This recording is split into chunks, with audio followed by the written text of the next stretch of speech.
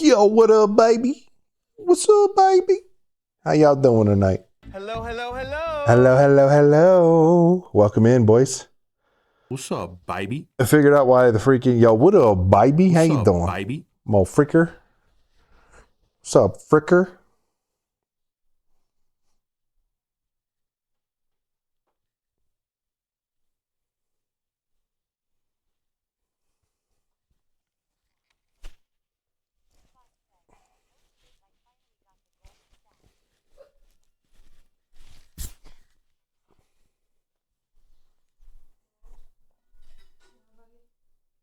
Huh?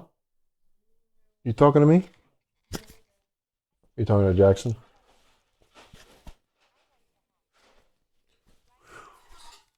Thank you kindly. Thank you kindly. You guys, the hat. I gotta check prices. I haven't seen anything on the merch store that I have. Anything earned on that goes towards charity, by the way. It goes towards the American Foundation for Suicide Prevention. So if anybody does buy anything from there, that money just goes straight there. I don't know if you guys knew that. I mentioned that a while ago, but that was a long time ago I mentioned that. But it should pop. The hat's pretty sick, though. Twin Paranormal. The freak is that stuff, dude?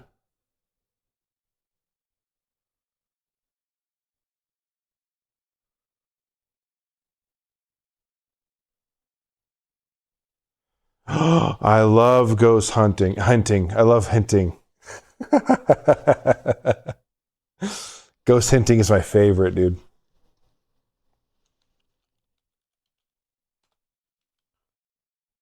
Oh, frick. That's not what it is. What is it? I don't even know what are the oh, hang on.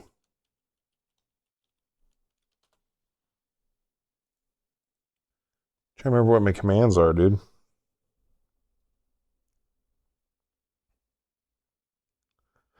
Perfect person. I think it's just merch, actually. It is. Thank you.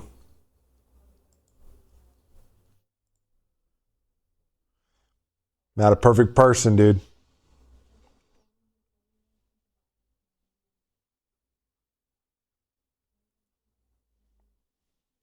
I don't know. The Hoobastank, right? Yeah. To know.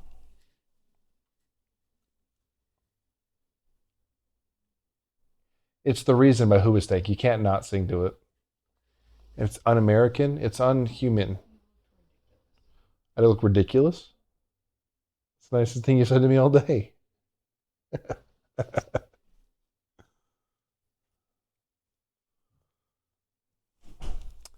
Ear cup needs to come down there. That's what it's okay. I was like, why is my ear not fitting in the freaking ear cup, dude? Piss me off.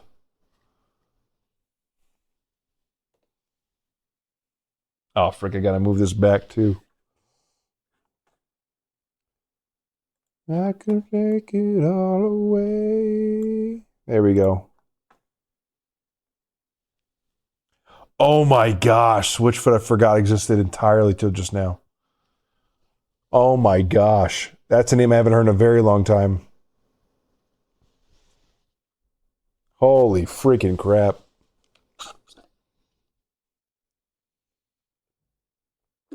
Six, seven, six, six, seven. That's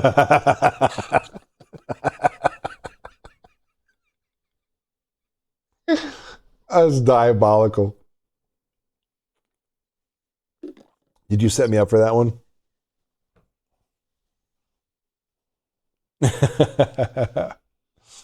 Oh, I'm sure, dude.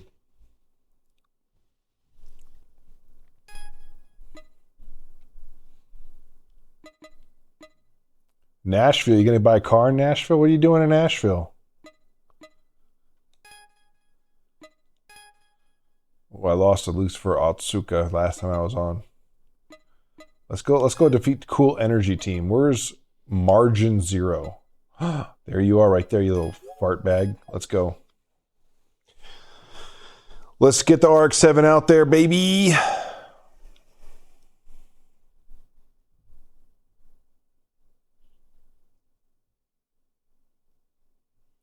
Why would you do that? Does it just feel good?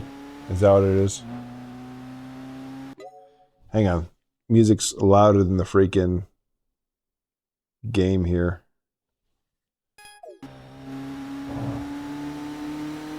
Perfect.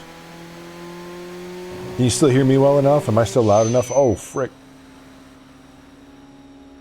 Before you go, Snoop, I need you to help me my levels here. I found it would cause my mic to be so quiet. I had the audio plugged into the wrong port.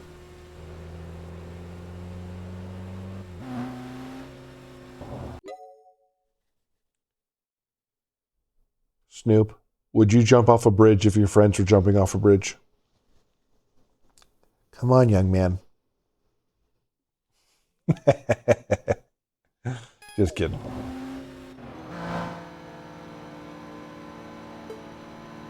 Yeah, freak yeah, I would, dude. Sounds sick.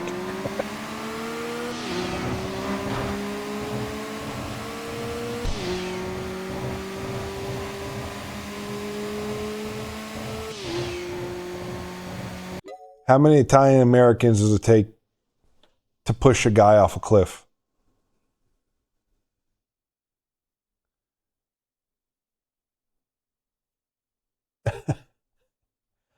None, Yana. He slipped.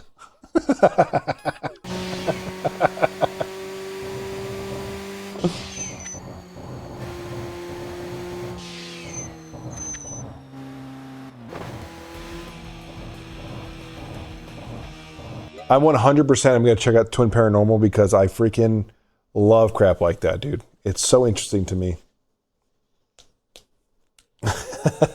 I'm glad you guys liked that joke. It was terrible. I lately I've been watching. You ever watch those like Saudi Arabian ghost hunting? They're insane, dude. No fear. They go straight up running after stuff. It's insane. And they find some of the most ridiculous, terrifying places I've ever seen.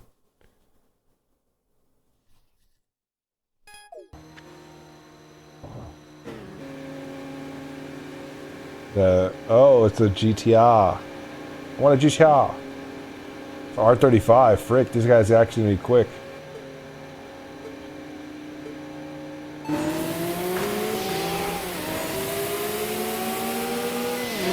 Yeah.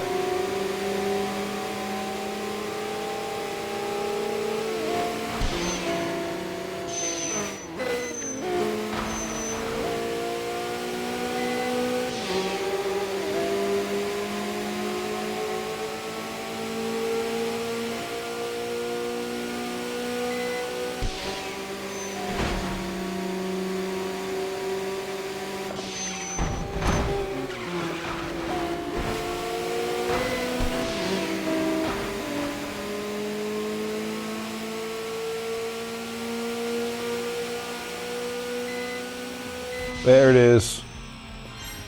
The incentive joker. AKA my boss.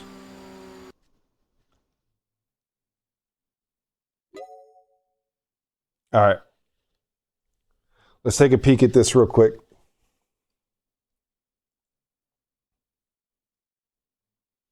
I'm not going to pull this one up on stream. I'm going to... A GMC Sierra.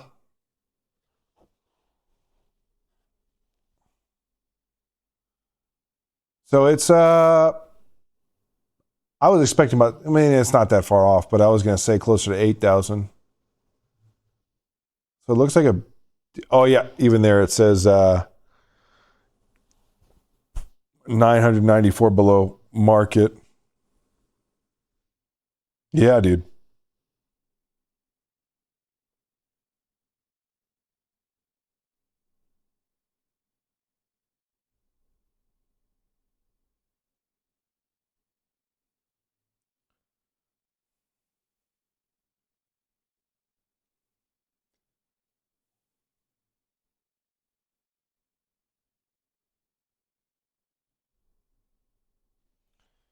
Okay. I'm just double checking something here.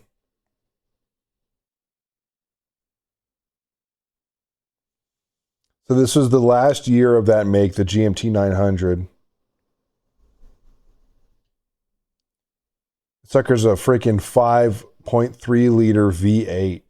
God dang. Yep. Yep. I mean,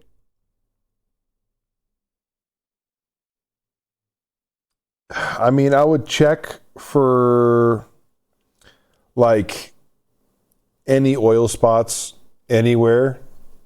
I mean, they don't always show up right away, so maybe if you can get a test drive and bring it back and then look for oil.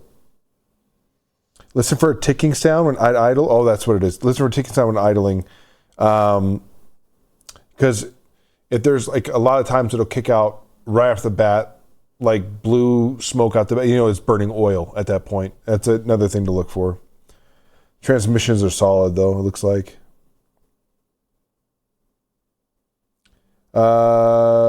Pay attention to the shift from first to second gear if it's hard or hits.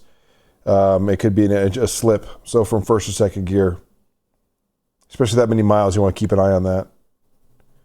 Did they primarily use it? Do you know what they used it for previously? Are you buying it from a dealership or from the person?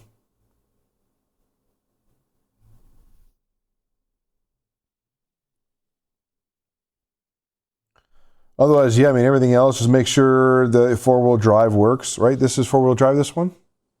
Two-wheel drive.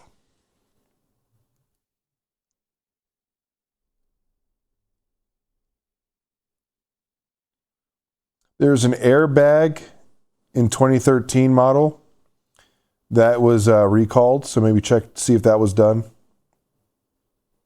Otherwise, yeah, dude. This is sick. It has a Z71 off-road package. All-terrain package. Yeah. Sick, actually. That's a good price, dude.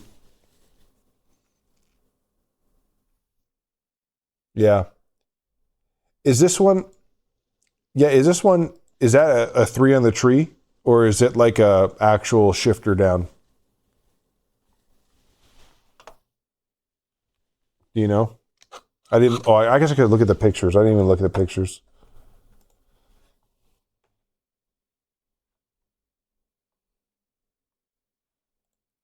There we go. I mean, the bed's dirty, but I mean, it means it's been loved.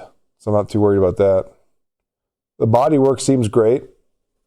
Looks like they never really used the hitch. I don't see any scratches in the hitch. So doesn't look like it got a lot of heavy duty work. I mean, even like the interior, the buttons and stuff aren't worn off. Yeah, it's got a three on the tree. Okay, so you're gonna be shifting from okay. Glove box looks like the handle is stuck open, but that's not the end of the world. That's a pretty easy fix. Roof looks good. Nothing coming off the roof. A little dirty fingerprints, but that's about it. It's solid. I mean, it's a new old truck. Looks like they got something in it, like a little yellow piece inside the in the ECU area, like where you can connect an OBD. It's got a little freaking middle seat in the front, dude, to make it a bench. Hell yeah, dude. That's actually sick. They don't do that no more. Not that I've seen, at least. All right, Snoop. Good luck with that truck, dude. I say that passes the Keegbots review.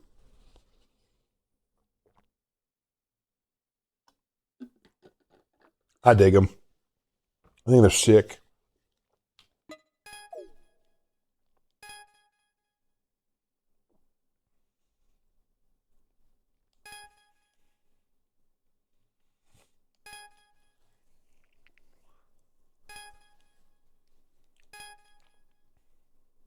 Our leader, the second Snake Eyes, ordered us to thoroughly crush every street racer on the Shuto Expressway. Naturally, that includes you.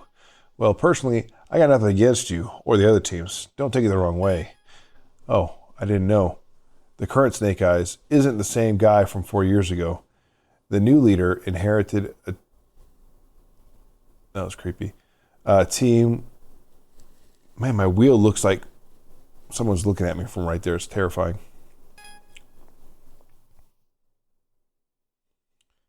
Dude, I don't know what has been up with Kobe lately, but he's been saying some wild stuff.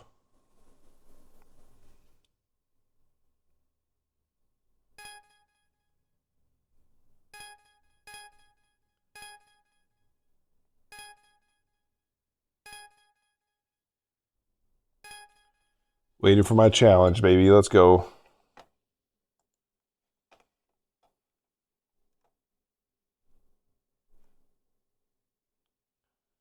Oh, it's these guys? Interesting. I'm not going to lie. The dude with the piercings and the dimples, like with the two-tone hair, not my favorite guy. And I can't tell you why. I just...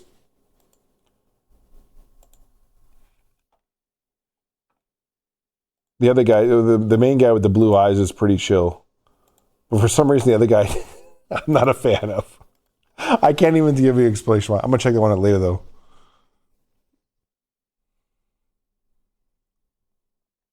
Finish dinner, drinking a beer, chilling. Hell yeah. That's a good A freaking night, homie.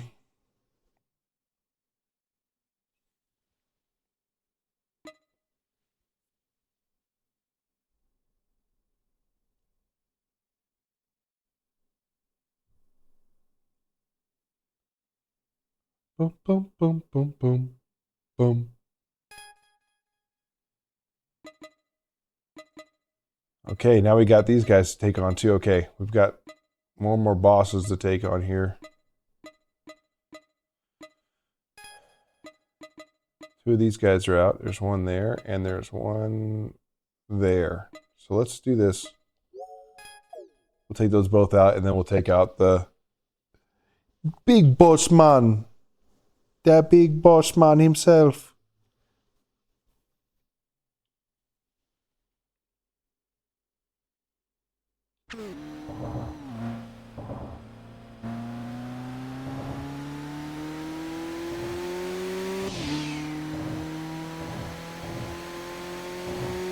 Bum bum bum bum bum bum.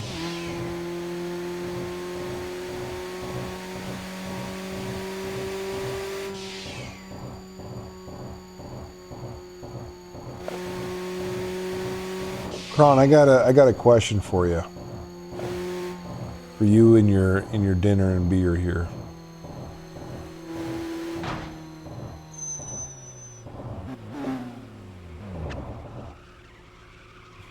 That's funny. Take care, Snoop.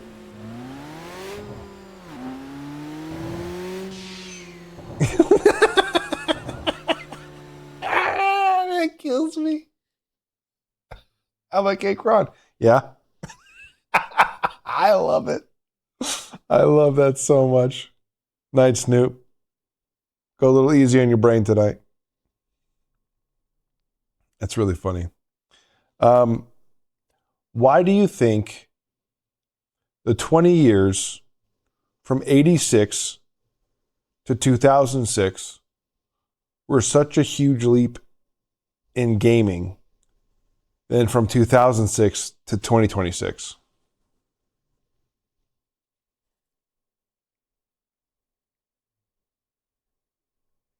Thank you, Snoop. Moore's Law. Let's elaborate on that. Because there was more before?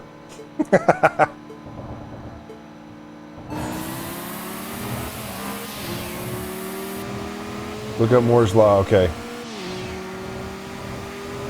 Okay, let me finish this race and then I'll look it up. I'll read it out loud. Freaking motherfricker.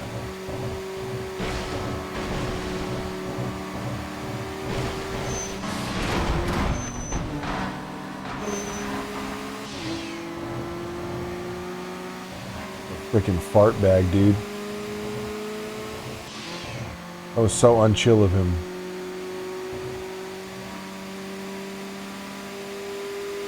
Ooh, that'd be dope. Yeah, hang on. Let me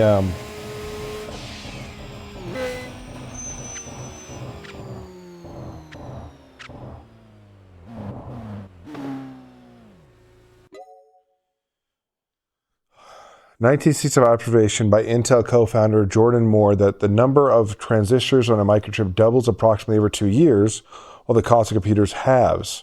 This exponential growth drove decades of advancements in computing power, making technology faster, smaller, and more affordable, acting as self-fulfilling prophecy for the semiconductor industry.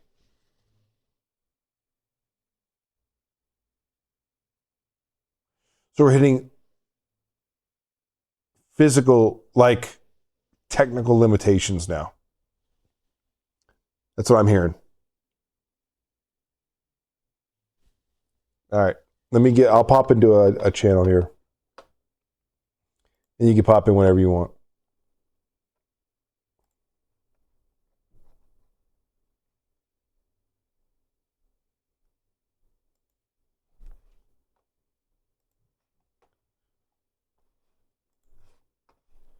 You're good, dude. I'm just going to chill in the Discord channel until you're ready.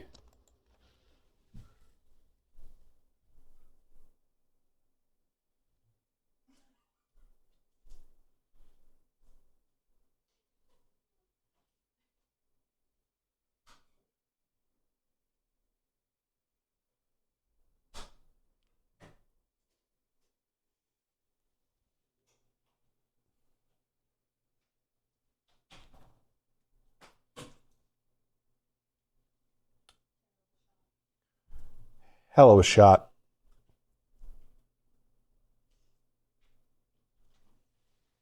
Why is it picking up so much background noise in my mic now? All of a sudden, it's like freaking super sensitive.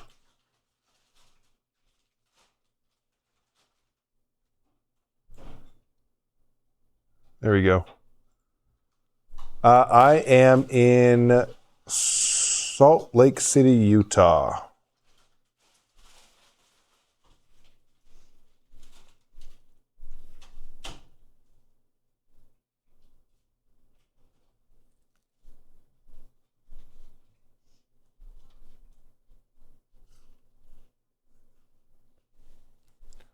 What audio is going through my freaking microphone right now?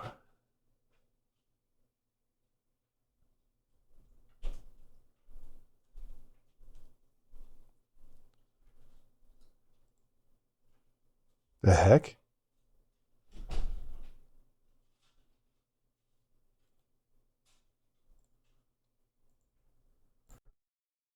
Do both. There we go. Hola.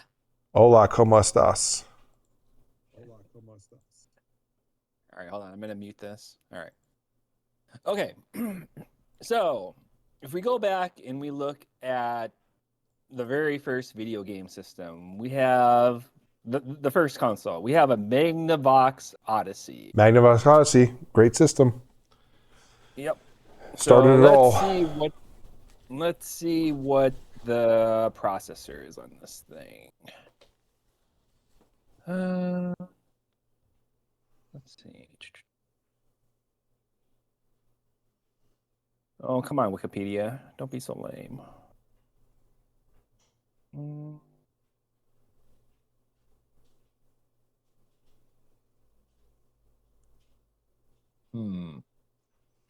You're not going to tell me what the processor is? I That would think be a lame article. like the games I'm thinking of, like from the 80s, like even just like Super Mario, Yeah. up until like 06, 07, like Crisis. Mm-hmm. Okay. So, since I can't find out what this is without having to do more Googling, anyways, the point is when we look at Moore's Law and we look at the advancement in CPU technology. Yeah. Okay. So, arcade machines were basically,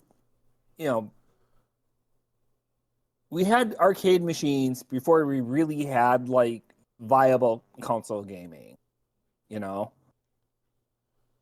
if we think about it, like let's take Pac-Man for example. Pac-Man. Good example. Yep. Okay, let's see. Pac-Man arcade machine CPU. Let's see. So this was a Z80 CPU running at 3 megahertz, an 8-bit processor. Now when we look at like computing in general, we didn't there was no real like home computers or consoles even that could emulate what we saw, what we generally saw like in an arcade machine in terms of like graphic, like graphic.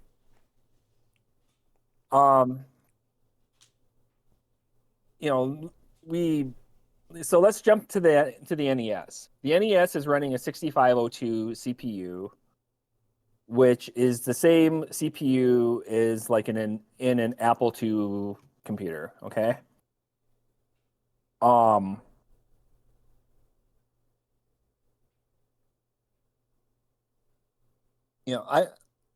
Where I'm going with this is, when we look at like the Nintendo console, we look at like the Genesis, we look at computer systems like the Atari ST, the Amiga. The Amiga. Oh my gosh. Yeah.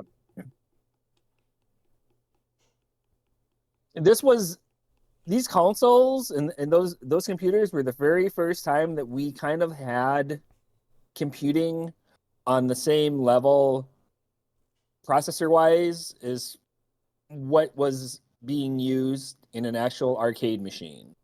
Okay.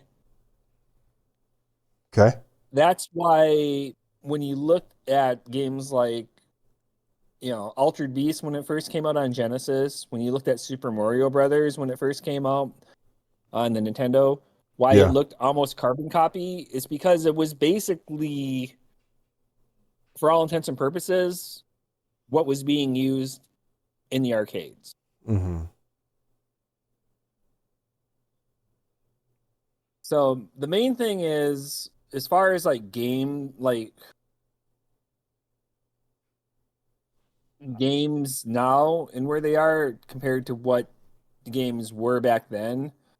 And it's kind of some of what I've talked about or linked before in various articles and videos is that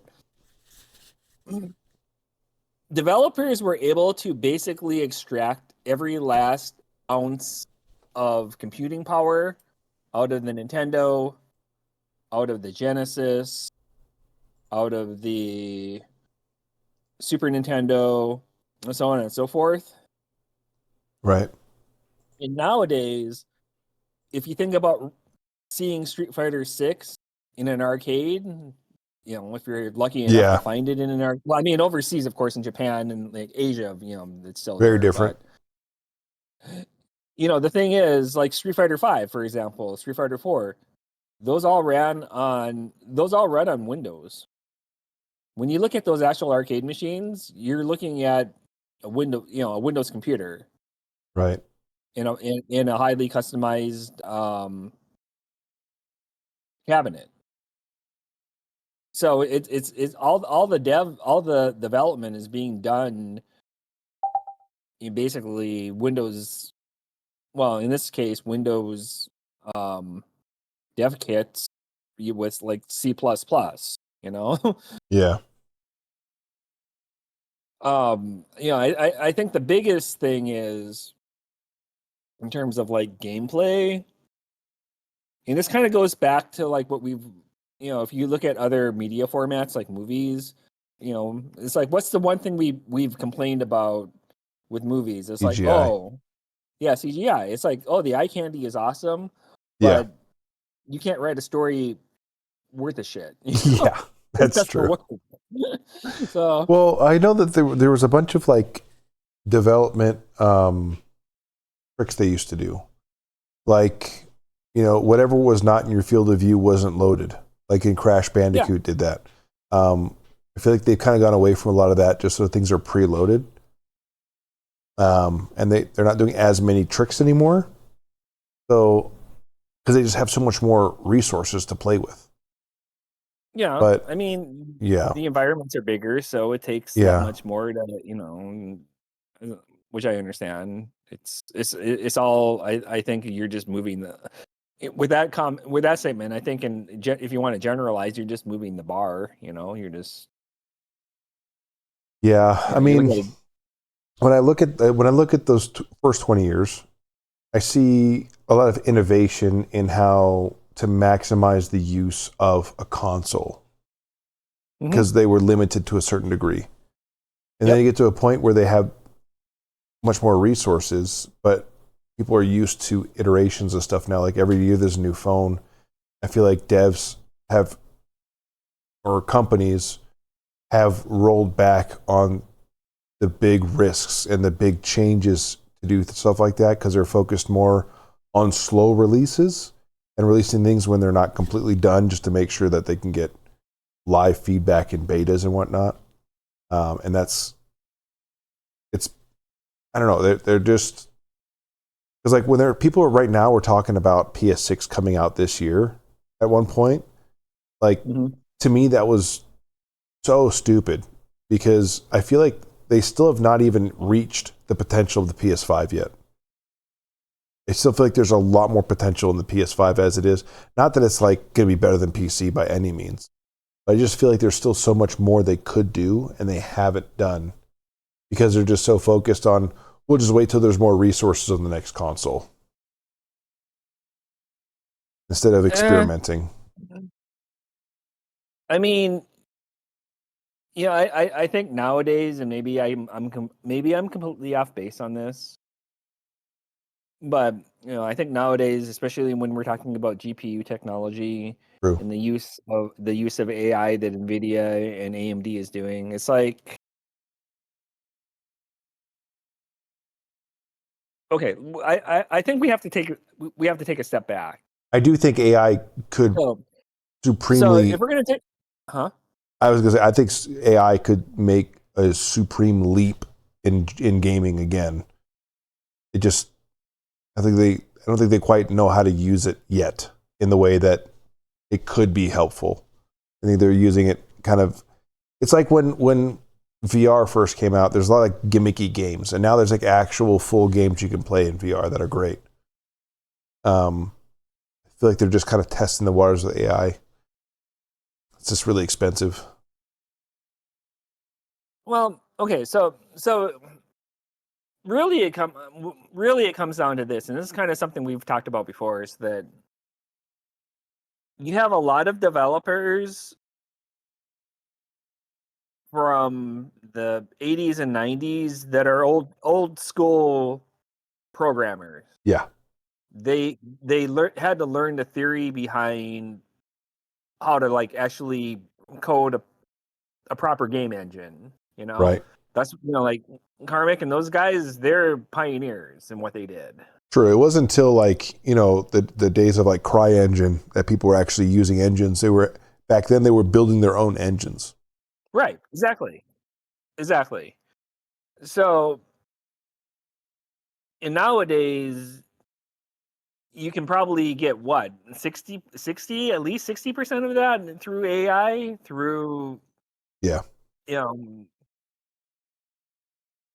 so I think what it is, when you look at programming in general, it's like you lose a lot of nuance when these developers don't really understand what they're doing. And what I mean by that is, okay, it's one thing to have to like write your own game engine. It's another thing to be able to like just plug into a formula of whatever it is that you're using. That's why people have been, we would call them in hacker terms, we would call them script kiddies at times because they script didn't really know kiddies. what the hell they were Yeah, doing, yeah, yeah, yeah. but they would just, That's a great term. like plug into like whatever scripts that were dumped out there somewhere on the web, and we're like, oh, well, I'm going to hack this or whatever. And it's like, you don't really understand what the execution of the code is that you're even looking at. Mm-hmm. You have like really, you might have a little idea, but you don't really understand the theory behind what you're actually using. Right. Whereas, you know, if you're somebody like Karmic, and I actually saw a really cool article with him.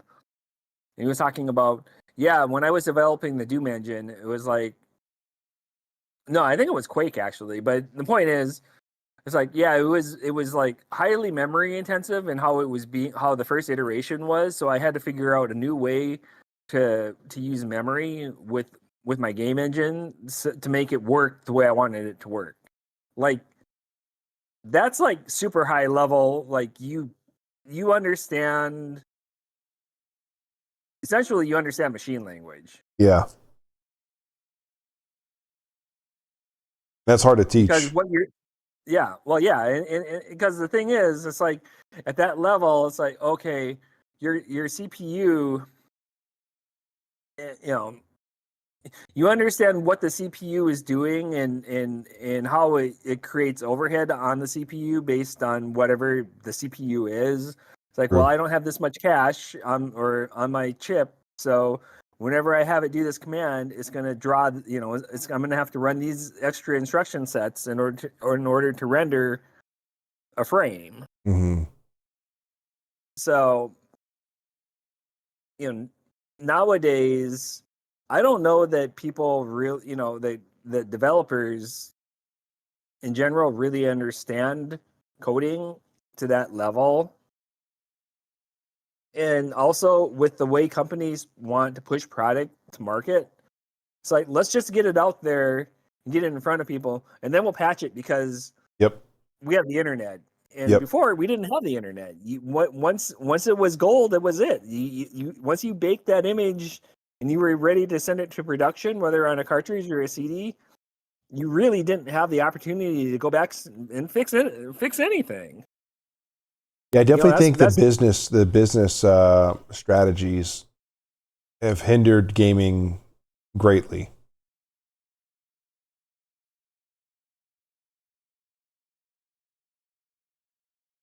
To your credit, what you were mentioning. Okay, you look like you were in thought for a moment, so I didn't want to interrupt. Yeah, you're good. You're good. Yeah, no, I'm kind of piecing it together. I understand Moore's law, what you're referring to now. And that does make perfect sense. I think it's just one piece of the puzzle. Because I mean,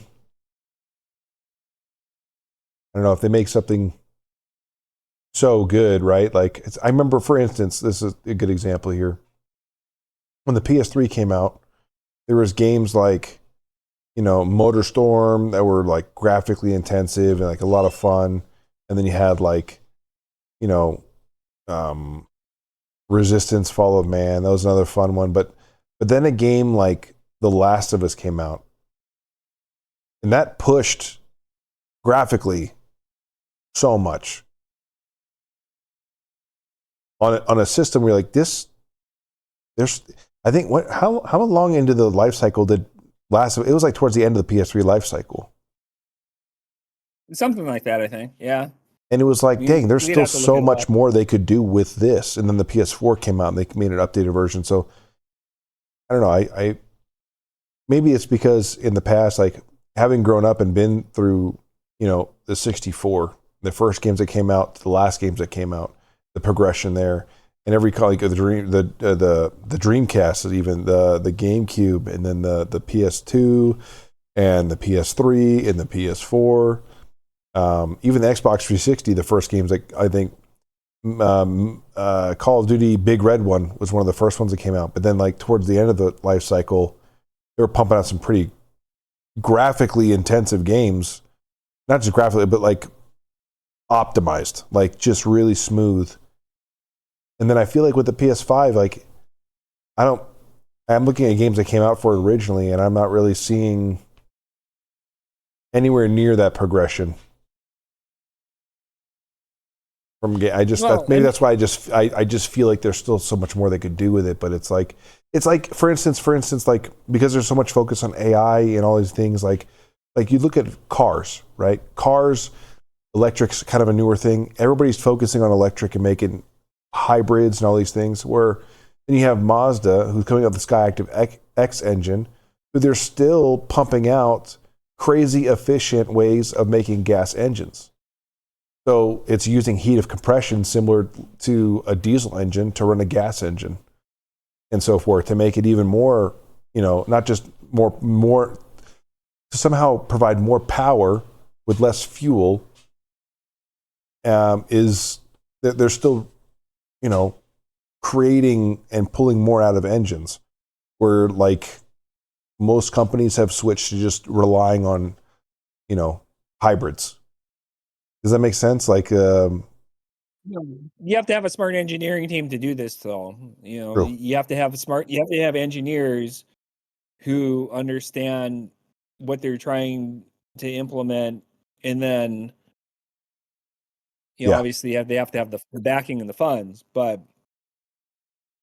once again, we go back to companies investing in people who try to come up with creative new ways to do things and not choose a cookie cutter method of whatever, just because they It's want more to cost try to efficient to capture do market cookie share. cutter for them, Yeah. That's the sucks. It does suck. I mean, as a consumer, because you're just like, what the hell is this crap? Why you want to charge me an additional $10,000 now for this product that isn't that much better? Am Yep. I really getting that much different? Or that much more in my ROI? I'm like, not really. I mean, Yeah. That's a good but point. Yeah. Yeah, and then I know Rye James was saying earlier,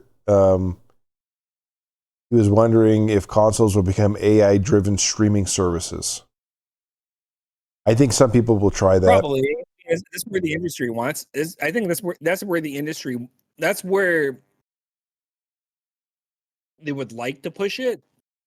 I don't know. I don't know that that's a great idea, but that's because AI is the thing right now. On top of Yeah. it, I mean, if they had their way, they would do it, but it's not there yet. I'll say this about that is that I think it's really impressive what they've been able to do with AI so far.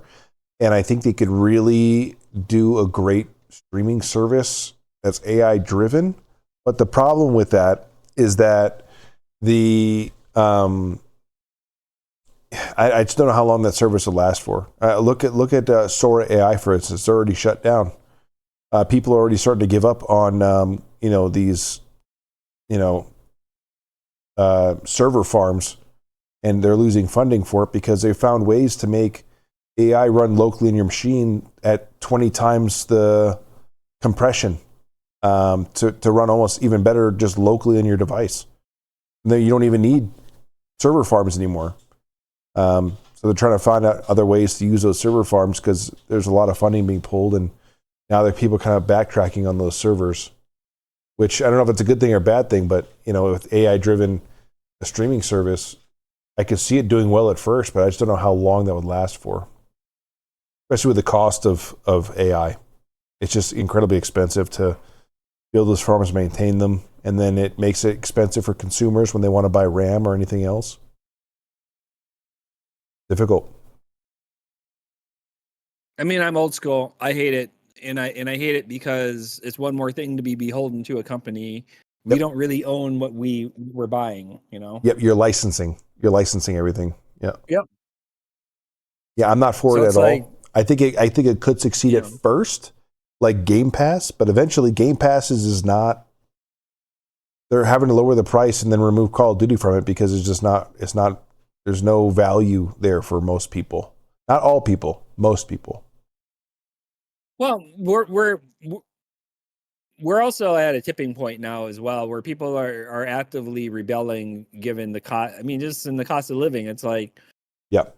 it's hard enough to pay your mortgage and your car payment and put your kids through school and everything else. And it's like, now you want to charge me for this additional crap when I already paid for the game? It's like, really?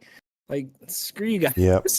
Well, and they're hurting because a lot of and you'll probably see this announced soon among a lot of the bigger names.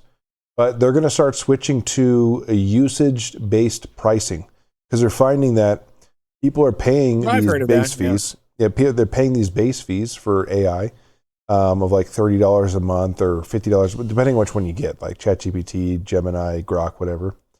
And most people are using it to, here and there, and they're not really utilizing all the tokens and what you would get from it. But then there's some companies that are absolutely they're losing money on companies. And so they're finding that they would make a lot more money if they had a usage-based AI service, payment service. So, yeah. I mean, the way they make half-A games with patches, aftermarket productions, I just see them using AI to mitigate the time and cost build-up patches. I mean, I don't mind AI filling in cracks. I just don't want them depending on AI to do stuff. Like just leaving it to AI. Like if they make a game and they go, it's lazy. it It's is super lazy. lazy. Yeah, I would say I wouldn't mind it right now if they went through like older games, right? Like I don't know, PS3 games, and find AI way to like make it run on newer systems. Have AI run it through different models and features to see if they can get it to run more efficiently on new systems, or even taking games that are very poorly optimized. Like for instance, Wukong on the Xbox is not super optimized, especially on the Series S. So, did they even release on the Series S? I think they did, but it runs like really poorly. But using AI to try to find ways to. Oh, that's my freaking dishwasher. Sorry. But to use AI to like to find ways to optimize where they might be lacking in either knowledge or skill, right? Because there's just I don't know. I feel like either we haven't been taught well or what happened, because I'm looking at games that is getting like, there was games running at 60 FPS on like retro systems. And now there's some games that can barely run at 30 FPS. And they're not even that graphically intensive. It's bad coding. It's bad coding more than anything else. It's like if you write clean code, then and your engine is good to begin with. It should run. It should run all right. As long as that you wrote it for the hardware that you're advertising. Oh, okay. So let me just throw this at you though, dude. So think about Mappy Bird. Good old Mappy Bird on mobile. And the guy who wrote this game. And it's like, there's a reason why that game was popular. Because obviously it wasn't the most graphically intense game. It's Mappy Bird. Yeah, but it's a timing game. The cost of entry, you paid 99 cents. And the time it took to learn how to play the game was like virtually zero. The accessibility of gameplay, especially in this day and age of people being more and more, having a attention deficit disorder, it's like it's like, oh, this is a game I can pick up and put down. Yep. And there's no FOMO, and I don't have to like figure out a bazillion controls on how to throw a fireball. It's just I move my finger and my bird goes here, and I can get a good score. It's like, you're also catering in the terms of like generating sales and revenue. That who knows how much time that guy took to actually write that game, but and like all the assets that he used. I mean, yeah, granted, he did rip some of them off from Nintendo, but it's like, still, all that being said, like, dude, he wrote this by himself, and over 1 million people bought the game, and they wanted more. Yeah. Yeah, no, that's just one dude. It's funny, yeah, and there's so much more they added to Angry Birds too.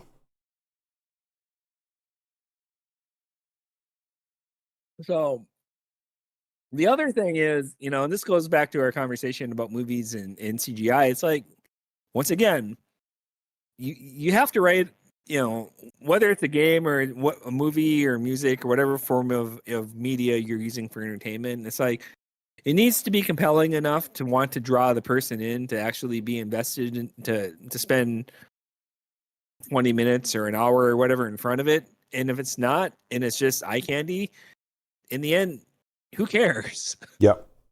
Yep. Yep. It's all about the story. That's the most important part. And they completely missed that. I mean, if it's got a good story, good. That's a great movie. And then you add good cinematography, fantastic. If there's CGI, then, polishing it off, and that's a all around good movie, But it's frustrating that we find that there's so many different pieces to this puzzle that all the pieces seem to have something broken. But in regards to like apps, I remember early app days, there was a game that would come out and it would be like, oh, this is great. And I played through and I beat the whole thing, Monument Valley. Like, oh, this is great. This is so much fun. And then, nowadays, if that game came out, it would have ads. It'd be free, yep. And it would have ads. And then to remove ads, it wouldn't be paying once. It'd be $1 or $2 or $3. I'm up to $8 a month to have no ads while you play. And it would be endless. There'd be no end to the game. It would just constantly go. So they could just get residual income, and it's easy, lazy work. Mm-hmm. But back in the day, they made Monument Valley ad-free. You paid for the game up front. You played the game. When there was more content available, they made Monument Valley 2, another game. You pay for that one. So it's these ways of them consolidating their efforts to try to make money easier than putting effort into stuff. I mean, I remember living with a guy who was a programmer, and I'm not going to say who it is, but he runs a game company right now. And when I was living with him, his whole goal was only to work 4 hours a week and get paid double what he made then. And didn't matter what it was. So he had programming jobs where he would outsource it to some guy in India to do his job. And then he'd review the work and hand it in so he didn't have to do any work. And the other guy would work for a fraction of the pay. And now he's got a game company where he's doing, I'm assuming, similar stuff. But it's like these developers, some of them are just, I know you got to make money, man, but it's hard when you go to school and it's all about making money. And back in the day, it was about making money, yeah, but it was also like, there was a lot more passion, I feel like. Does that make sense? Well, it goes back again to you're building something okay. So like, let's go back to Carmack, for example. He helped, him and Romero, they helped build the Doom engine. Okay. They wrote it from scratch. There was no AI back then. Yeah. You actually had to know programming. Mm-hmm. And it's not that you can't use AI when you do coding. Yeah. But you can, when you use AI, ideally you want to use it to do the grunt work. You want it to do the highly repetitive, crappy aspect of coding that you're going to have to do, but what's the right word? Okay, so have you done any coding languages before? Or not? Very few. I mean, even basic is some fine. JavaScript, okay. A little bit of Java, C++, a tiny bit, some HTML, but nothing like crazy. Okay, so even you understand that when you're like creating something like, let's say you're gonna create something like a web page. There are certain parts of the web page when you look at the actual HTML or JavaScript code, you're like, okay, that's super repetitive, and I need to have it, but I need to have it here in order to make the page look the way it needs to look. Correct. Yep. Right? So you can use AI to do the bulk of that. Set the frame of the house, and then you actually fill in the content for the page, right? Yep. Um,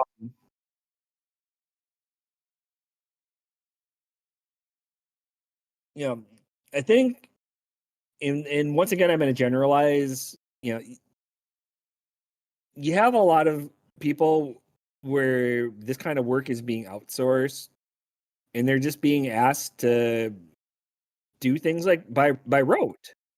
They're not actually being asked to create anything. They're actually Yep. they're being asked to take whatever the content is in front of them and make it and bake the cake. Okay, so you already have the ingredients, or you already have the recipe. You're being given the ingredients. We expect you to follow the recipe exactly how we want you to follow the recipe. Provide the recipe is written And correctly. right, because if the recipe is crap, then it's going to turn out to be shit no matter Yep. it's just what it is. Well, let's say it is a good recipe, but the freaking, other chefs or sous chefs are coming in and telling you to do different stuff while you're doing it. F's everything up. Well, there is. I mean, I think there's nuance to everything. I shouldn't That say also sous chefs or said, anything. I should say the restaurant owners come in and tell you how to cook instead of the chefs you know, themselves. if the if the recipe appears to be solid, but there's like still like gaps in there that aren't part of the process to make it come out the way the master chef wants it to come out. Yeah. Unless that person intuitively knows, like, oh yeah, you know what? They said that I was supposed to add, a teaspoon of vanilla, and it wasn't on, or this requires a teaspoon of vanilla, but it wasn't in here. But this is what it takes to make it come out the way it needs to be. Unless the person making it knows that, they probably aren't going to do it. True. So, it goes a lot to teaching, education, not putting people through some, not Something. just, Yeah. I know what you mean. putting them through a grinder and being like, okay, all right, you have your education, here you go make a thing or whatever. And it's like, you don't really teach them anything. You just teach them, okay. So imagine this, imagine sitting down in front of a guitar and you learn how to play a Steve Vai solo perfectly by looking at the tablature. And then you have enough of an ear where you can understand like the time signatures of whatever you're hearing, but you don't really understand how or why you got there. You just do whatever the tablet, whatever the you're looking at on the sheet music. Okay. So it's Yep. like, could you write this by yourself? Hell no, you can't write this by yourself. Can you actually play it and play it halfways competently or even really well? Oh yeah, you might be able to like pull it off as a carbon copy, but do you really understand what you just did? You probably don't. You might understand little bits and pieces. It's like when you reverse engineer software, it's like, do you understand how you got to where you are, or are you just following a pattern? And a lot Yeah. of AI is following a pattern. That's what AI is there for. AI is because we have reached a point now in technology and in life where we don't want to Google shit anymore. We just want to punch things in the AI because AI is a supercharged version of Google. Mm. And we want it to search for patterns. That's my take. Yeah. That's not a hot take. I'm with that. Makes sense. Rye James says, I saw this first-handed taking, ironically, Java and sound engineering in college. Right. A lot of people my age, for example, who grew up with computers from the very get-go, are nearing, are in the latter halves of our careers, or we're starting you retire.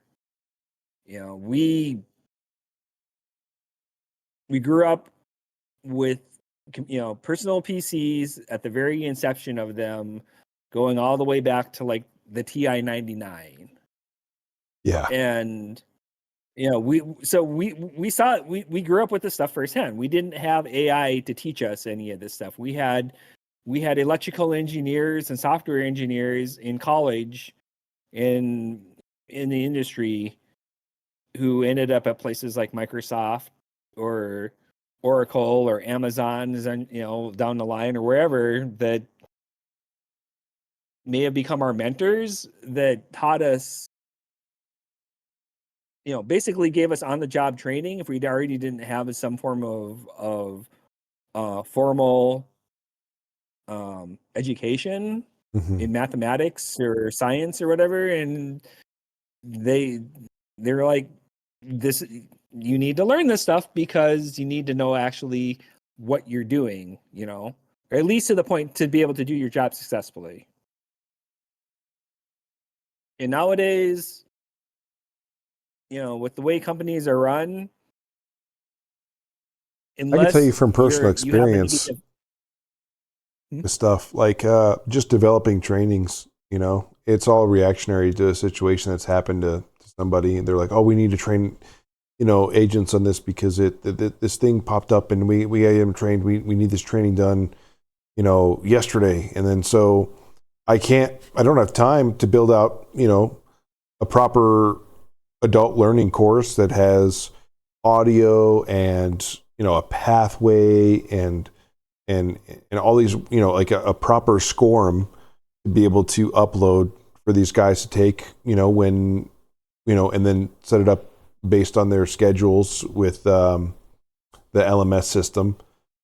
I have to just go in there with quick information and slap it together and add some pictures and say, this is it. It's not what I want to put out, but they want it now.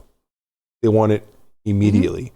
And then they're like, well, this is great, but like, we really want to push this message of this. I'm like, okay, well, when I was brought on, first thing I was told is we need to build up empathy and other stuff like that. So I built some courses to help us focus on that.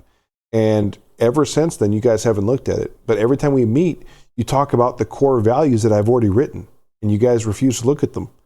Like we should be retraining seasoned agents, not just new agents.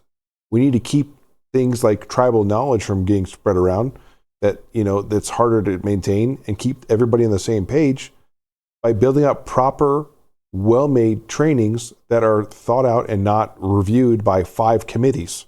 This needs to be made, with someone who has the understanding. And I don't want to have to hold your hand through the whole process, but this is what should be done. And they're like, yeah, I agree. But as soon as I start working on it, I guarantee you, like, where are we at with this? We need to get this down. We need to get this out. I'm like, with those kind of trainings, there is no timeline. You don't put a timeline on me. I got to make sure it's right. I got to test out stuff. I got to be creative. Even making a video in general, like scripting, when to do cuts, when to do crash zooms, when to do audio, when to dip it in, dip it out. And all those different things takes time, and they just don't understand that. They want it now. It shouldn't be that hard, because when they see the final product, like, oh yeah, that's easy enough. You just did this. I'm like, you don't understand how many iterations I went through before I got to this point. I went through. There's so much I threw away. Yeah, and that's an issue. I think we're seeing across the board, not just in my position, but in positions all across technology and administrative, everywhere. And I think it's a terrible. I don't know if it's a generational thing that the generation that are leaders right now, but it's horrible. It's horrible. Well, it can be, and it can be cultural in the sense of whoever is in your organization. If they came from a bad organization, Mm-hmm. and they're trying to spread that type of culture in your org, it can be. Also, with that, they can be someone in your leadership chain who wants to try to make their mark and is determined that they're going to do it their way to basically try to advance, even at the behest of others Or they're threatened by high performers inconveniences and and they want them sufferings. to be overworked. They throw everything on them and say it's So due yesterday. Yeah. so I saw a lot of this kind of stuff at Amazon where people would move over and try to move into director roles and above, and they wanted to make their mark and say that, well, we did this thing and we saved the company this much money, or we implemented this and this was this great thing or whatever, so that they could get their advancement, when it created a tremendous amount of churn within the teams. And then on top of it, it was a really shitty product to begin with. So it's like, Yeah. not only do you want us to use this crap, you're the amount of overhead that it takes to maintain, to not only implement but maintain this stuff is like dumb. And Yep. then in the very end, if like something catastrophically fails bad enough where they're like, okay, this is bad, we can't do this anymore. It's just it doesn't work. And then at that point, that's when they get the wrist slapped and they're like, yeah, your idea sucked, dude. But you're like, holy shit, man, how long do we all have to suffer under this in order to get, to reach the realization that this was a bad idea to begin with, when all of us on the ground who actually do the work knew it was a bad idea, but we're having to follow orders from, senior Yep. leadership. And then the worst part is when you bring up the fact, like, we talked about this being a bad idea. They're like, well, let's not dwell on that. Okay, let's move forward. We're going to be working. Like, okay, you can't just wipe it under the rug. That's what they do. They don't want to accept responsibility for the decisions. They just go, okay, we're not focused. We're focused on moving forward now. Oh yeah, very convenient. Now that you effed up, you want to quickly not talk about it. That's why you have to have. I mean, especially in corporate America these days. Well, really anywhere, but especially in corporate America, you have to have a strong org. Even, if you want to be successful. Yep. Even if the other parts of the company are toxic in their own ways, and they're usually, like, no place is perfect, so there's always a bit of toxicity. It just depends on to where and what extent it's spread out. But if you want to be successful, you have to have leadership that's strong enough to back you and say, no, we're not doing it this way because of this, and this, and this is why, and that's not how I'm going to run my org. And you guys can all go pound sand. Yep. I get that. And those things they just take time, and sometimes it shocks me with how long it takes for that stuff to change. They give people some companies, they're really good about giving people chances. Sometimes they give people too many chances, in my opinion. But Yep. yeah. Yeah, I've seen both sides of it, and I mean, anyways, so to go back to the original conversation, we were talking about gaming, and we were talking about why things haven't, kind of like, I think we've plateaued at this point, to be honest. I don't, computers and gaming systems are basically one and the same in my mind. Nothing is really, in terms of the actual hardware that they're running on, they're not really any different. Our Xboxes and our PS5s are using, like, what, NVIDIA 2 series or 3 series cards at best. No, 2 series cards probably. I don't even bet they're 3 series cards. Well, the consoles definitely use AMD. Okay, well, but anyways, But yeah, I know what you mean. I don't. Yeah. The PS5 is probably equivalent to like a 2060 Super or 2070. Yeah. In nowadays, what games are being written for, like, well, okay, so let's think about, like, what the latest AAA games are that are out there, and what hardware that they're optimized for. Okay, so Battlefield 5. Battlefield 5 is what optimated for, like, the 4000 series. Yeah, 40 series. Yeah, because nothing's really been optimized for the 50 series yet. Yeah. Okay. So that's 2 life cycles now past what is available on console. The advantage with console, of course, well, the advantage with any console, of course, is that you have cookie cutter hardware that everyone can go and buy for $600 these days, and you aren't worrying about individual hardware specs because everybody has the same thing. Yeah. So you only have to write it once.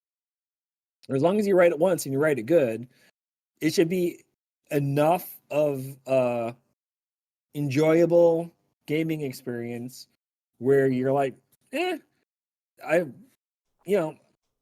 we brought it to market for this. We did our job. We aren't having to worry about drivers for like a bazillion different things or hardware, hardware optimization for bazillion things because we just had to write it for like 2 systems. Yep. But I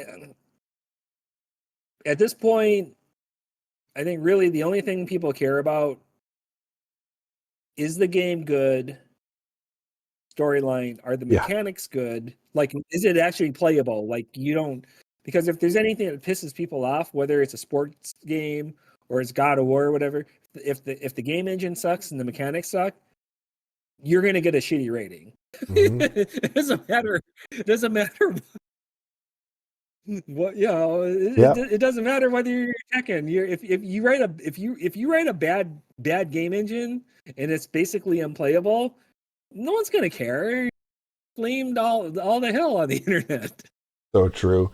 I mean, just even with the game I'm playing right now, Tokyo Extreme Racer. When I first played it on stream on the on my PC, I remember people joining in, and the first thing would comment was just they're like, "This looks like freaking so much crap, dude." It's just like the graphics are not where they should be. Like there's like Forza Horizon and Gran Turismo. Like, yeah, it's not meant to look better than those games. But I have a lot of fun on this one. I have a lot of fun on this. I know a lot of it's kind of similar in terms of like, but for me, it's just what games used to be like. And that's I prefer. Well, yeah, Yeah, exactly. you're able to It's the capture same. what the old games were without losing it. Because even just yesterday, playing Jet Set Radio Future, they changed enough for me that I liked it at first, but I'm starting to realize I like Jet Grind Radio better, like the original, just because there was just more to it in terms of like having that original play style. Right. Well, and it's the reason why we go back and we go online and look for basically games that people have done in abandonware or whatever it is, whether it's Need for Yeah. Speed series or whatever EA that won't that they won't touch, that they won't remaster. And it's like, oh well, someone actually took the time to remaster Need for Speed Carbon. That's actually pretty cool. Like, I actually think I want to play that game.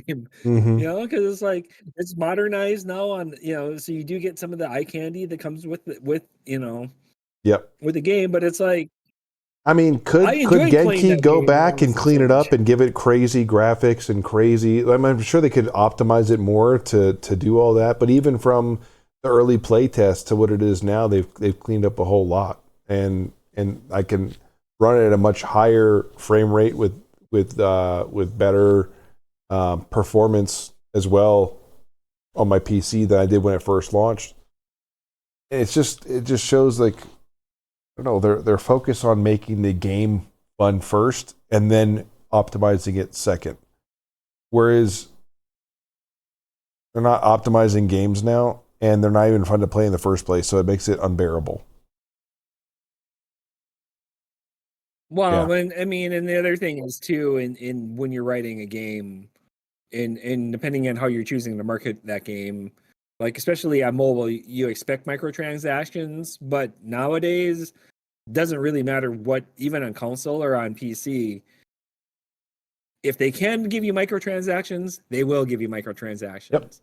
Now, that's different than obviously buying DLC, because DLC, you're usually buying content like a actual story, and people are far more acceptable, I think, when it comes to actual like DLC. But this microtransactions thing, especially if you're doing anything competitive with like esports, it will. It's like the bane of gamers' existence, man. You want to piss people off? It's like make it pay to win. There you go. Yeah. And then like in Call of Duty, like I'll be playing and all of a sudden there's a gun that's just overpowered. Like the RAM for exactly. and then, you know, conveniently the next day or the next, you know, couple days when people realize how powerful it is, all of a sudden those guns have skins on sale. Yep. And then everybody Or buys you go them. and buy the gun and then it gets nerfed. Yep, exactly. No, that's what happens next. You buy the skins, and then a week later, like, oh, we realized it was OP. We switched it. Now people are like, oh, now the M4 is OP, and then they sell more skins. Just It. Yeah. When you step back and look at it, it's easy to see, but most people aren't stepping back. Yep. I mean, so okay, I'm going to share something kind of personal. That's not related to game. Well, I mean, it is, but it's more related to life. Eventually, you know, I think we as human beings, we have to, you know, especially when it comes to any form of consumerism, you know, you reach a point where it's like, what the hell am I actually doing? Why am I spending so much of my? Because money equates time. Because Yeah. and they're all resources. You're just transferring. It's just a transference of resources. Because time is a resource, money is a representative of time, and it's like all these companies are after, you know, our resources, and it's like if none of this shit's making you happy in the end, what are we doing? If it's not really doing anything to really enrich our lives or enrich the lives of our loved ones, what are we doing with it? Mm-hmm. Why are Mm-hmm. we here? Why are we, People keep you buying know, it. there's nothing wrong with, you know, there's nothing wrong with entertainment, but it's Mm-hmm. like if that's all you're living for is to fulfill that, you know, to be entertained, it's like in the end it's like it seems pretty empty, you know? That's just me. Mm-hmm. I don't think it's just you. I think a lot of people are that way. And it's like Ry James said, FOMO, and it's like even now for myself, James, it's like with FOMO,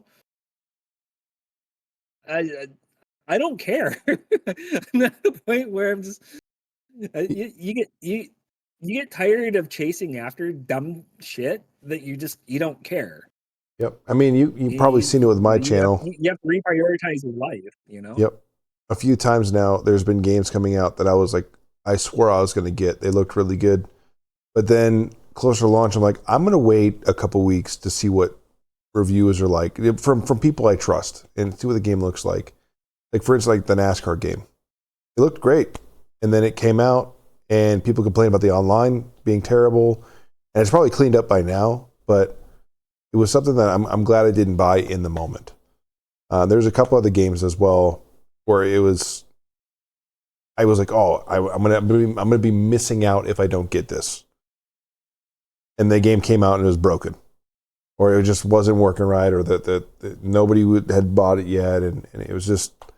I'm glad I'm finally learning after all these years to just wait a couple weeks to then buy the game.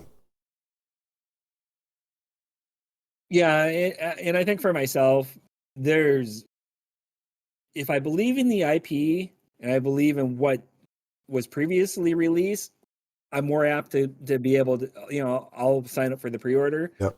But if it's something that's brand new, unless it gets like raving reviews or it's like Yep. word of mouth, I'm probably gonna buy it right away. Yep.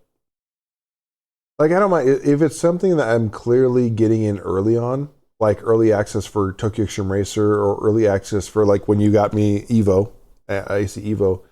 It was understandable. I was expecting to have those things, right? But if it was like AC Evo launch and it was like that's how it was when it actually launched as a full title, I would have been so disappointed. But knowing, and I need to go back and play that, by the way. I do have the new place I'm going to is going to make it a lot easier to get my rig in front of the TV because where I'm at now, it's carpet.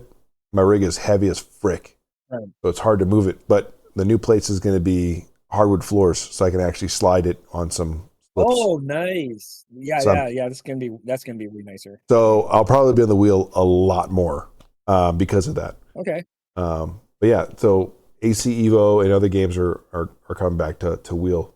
But yeah, I mean, when you look at games like that, like if you know you're getting into, you want to support the developers because they have a proven track record. I have no problem with that. In fact, that's what I do. But when you come in like what Etom went through with Project Motor Racing, that was rough. It was a rough start. Even Rensport, I almost bought that and then I didn't, and then I had issues. And there was a lot of games that came out that were racing, and I was so stoked, but none of them were polished enough like Gran Turismo was. Yeah, Speaking of which, and no, yeah. I feel that for sure. I mean, and hold on, I'm gonna read James' comment.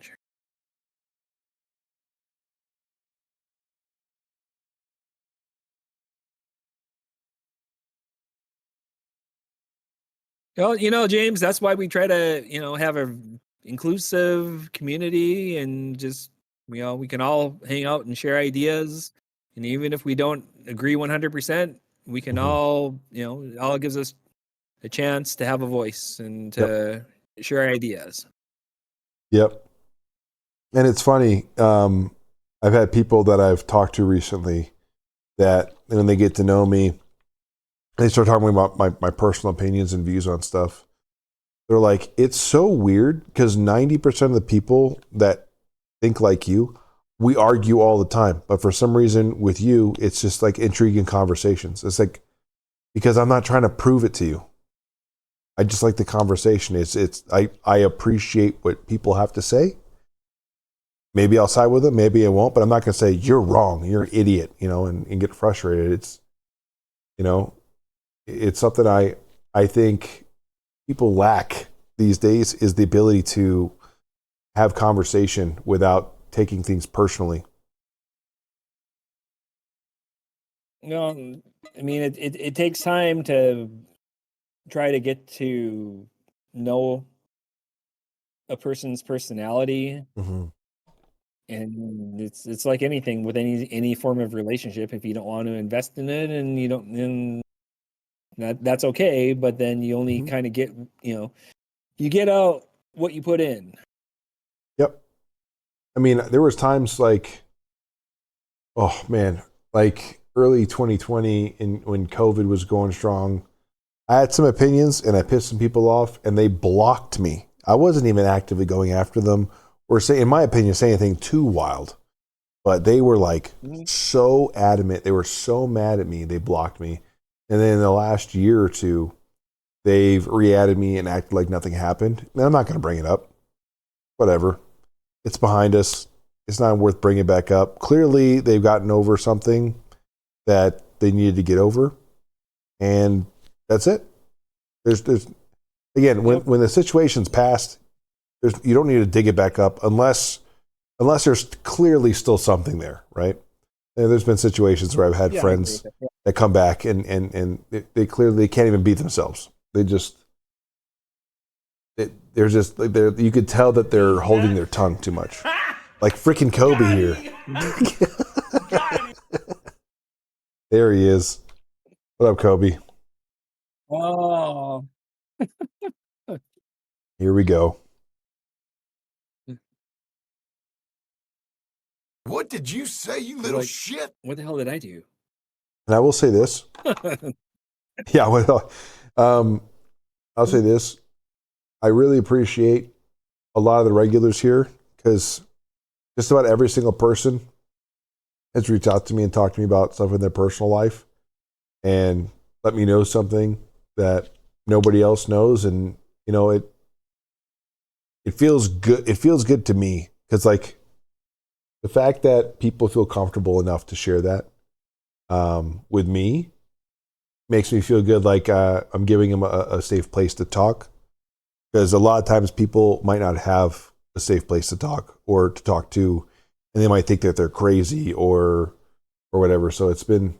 I do want to thank you guys from. I mean, up and down this whole chat and other chats. It's been tons of people, including Kobe. Yes, extra finger in. Yep. Oh, very well.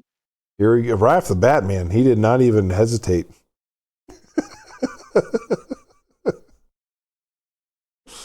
Oh, Kobe. Let it rip. I appreciate the conversation. That was really fun to talk about. Oh God. At least he didn't say that when I was taking a drink. Oh. Oh gosh. So, with obviously you don't have to go into this because it's your own personal life, but Sure. I do hope that things kind of just mellow out for you with work and the stuff lately, because it honestly, dude, it sounds like a lot of dumbass shit. Okay, It really is. It really is. And you know what? It's gotten better in some aspects. In terms of like direct oversight has become a lot more lax and understand that things work better when I can be more creative. So things have gotten much better in that sense. Mm-hmm. But it's their overhead that's now critiquing things to the 10th degree who have no experience in this field. And, well, I don't understand why you did this. I'm like, okay, well, you should remove it. Okay, well, let me explain it first. This is why I did that. Oh, that makes sense. Yeah. No. Leave it in there. Leave it in there. But I don't like this, so take it out. I'm like, okay, this is why we're doing that. Why would you do that? Because of this. Okay. Do people need that? Well, clearly, because you didn't understand it. So I need to add this. It's like I was working with a coworker, and I was like, I feel like I'm in Hollywood. You know, it's like, for instance, here's a perfect example. Man of Steel was coming out. Zack Snyder had shown the movie to the executives. You know, the first 30 minutes is Krypton exploding, and then, you know, Kal-El coming to Earth, all that stuff going on, Zod coming in, the big fight. At the very end, to get rid of the world engine, they crash Kal-El's ship into the world engine to get it to like open it like a phantom zone and suck them all in. Cool. The executives watching it were like, whoa, you can't destroy his ship, his childhood ship. How is he going to get back to Krypton?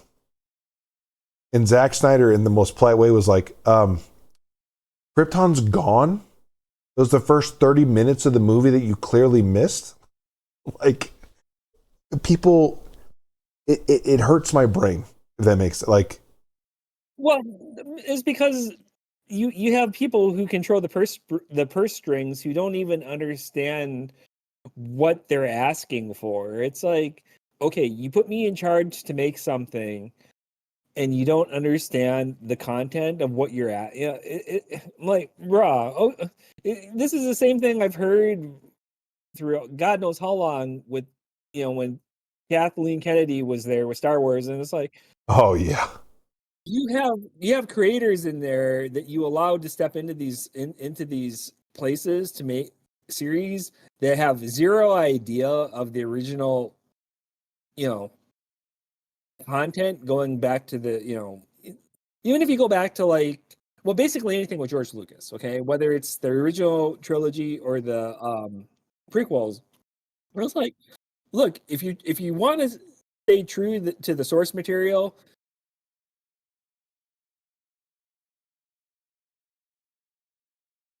you want me to move you to your bed? Why don't you just go to your bed?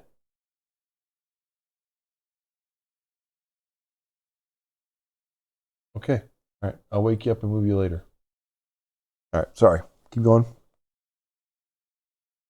well, anyways, my point is, it's like, okay, if you want to stay true to the source material, you know, ideally you get the right person or team that understands what the source material is. It's like, you know, in this case with Zach is like, these people probably don't even have any idea of what the hell these comics were. They're just like, oh, this looks cool. We can make a shitload of money off of this. We can make $1 billion. Well, they wanted $1 billion off the first movie, which was unrealistic. Right, exactly. It's like, and then the fans are, and then you have like the super geeky fans who are assholes in their own way, but who actually kind of still have a point because they're like, the comics weren't like this. What the hell are you doing? Yeah. Why should we spend our money on this? Yeah. Yep. It's so but yeah, I mean, essentially that's what happening at work. So things are getting better. I actually did get a visit from the VP. He stayed late to talk to me and offered me some good words of confidence. Let's put it that way. That things are changing. So not in terms of like people leaving, but he definitely wants me to stick around. He made it very clear. Because I think someone at work had seen my resume on my screen.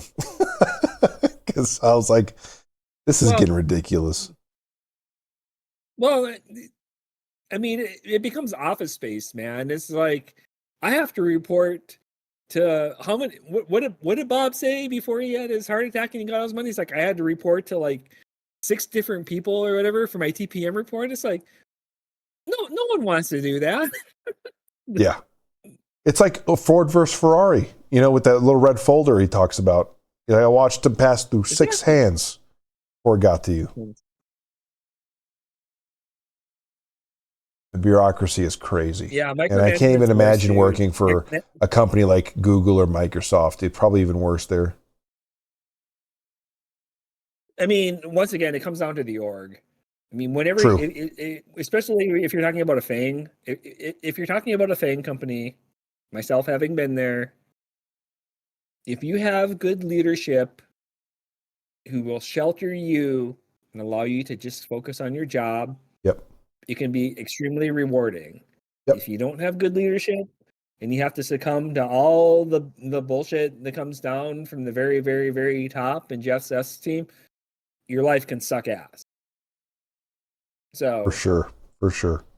And you also need your leadership, even if it's not necessarily coming from Jeff. It's like you have to have leadership strong enough to be able to call BS on other teams when other teams want your team to do something for them.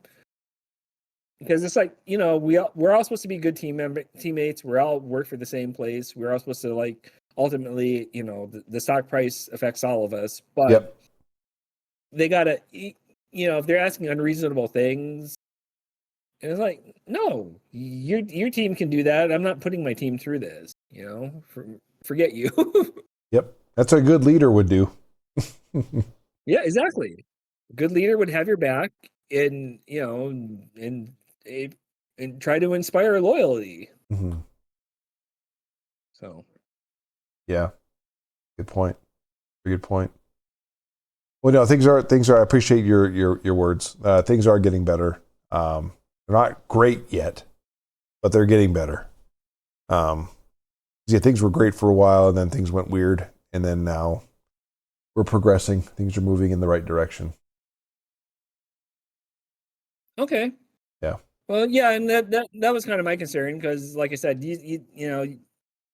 when we talked last year, it sounded like things were good, and then all of a sudden things pivoted quite a bit. Oh, heavily over the winter, overnight, and you're like, what the hell just happened? Yeah, I literally wanted to look in the mirror and be like, what on earth just happened? But luckily, I've got some good people around me, and we're working together to still bring good results.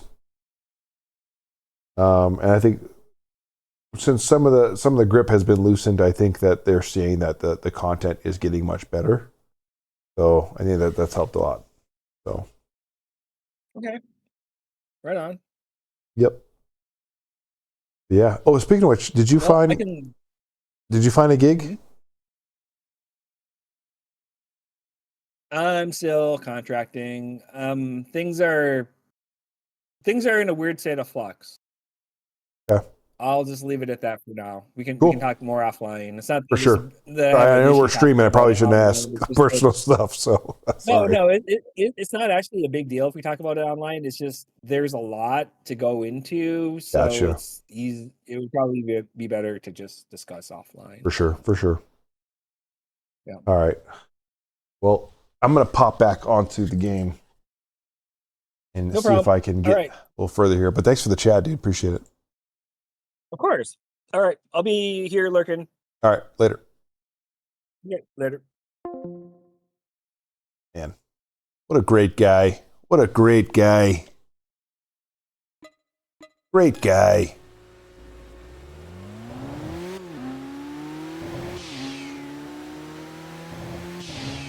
I do love chats like that, though. Those are some of my favorites.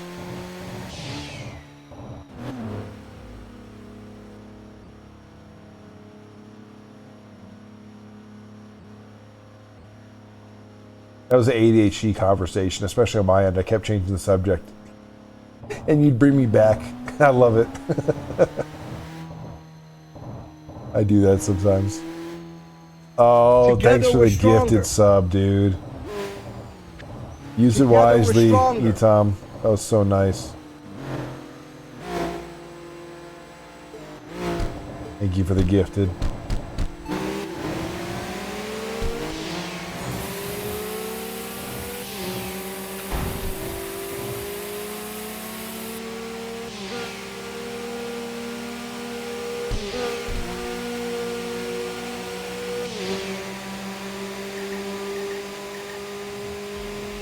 Why wouldn't it upshift?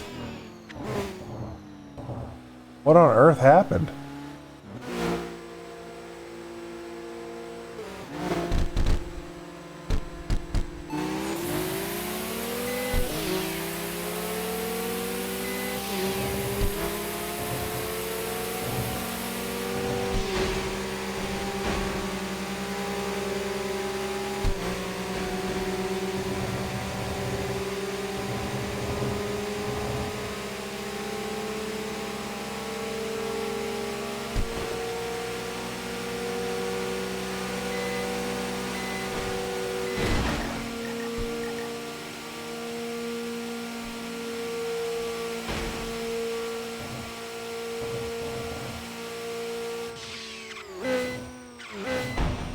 Gosh dang it!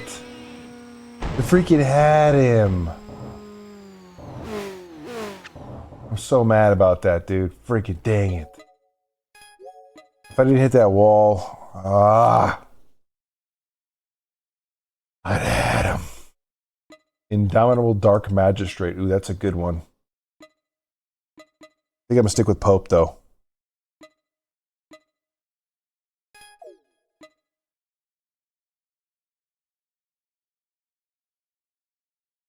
The freak is this crap? Daughtry? Oh, Blue October. Try this in a minute.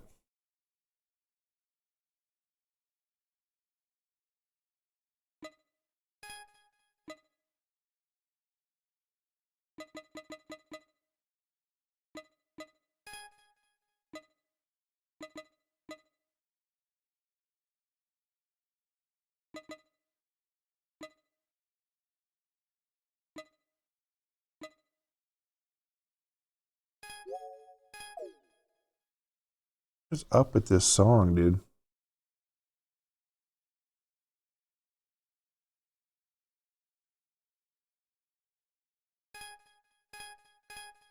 Okay. Well, 21. Is that a Yaris? Oh, the only battles Yaris's. Of course. Yaris owners are like Miata owners, but more annoying.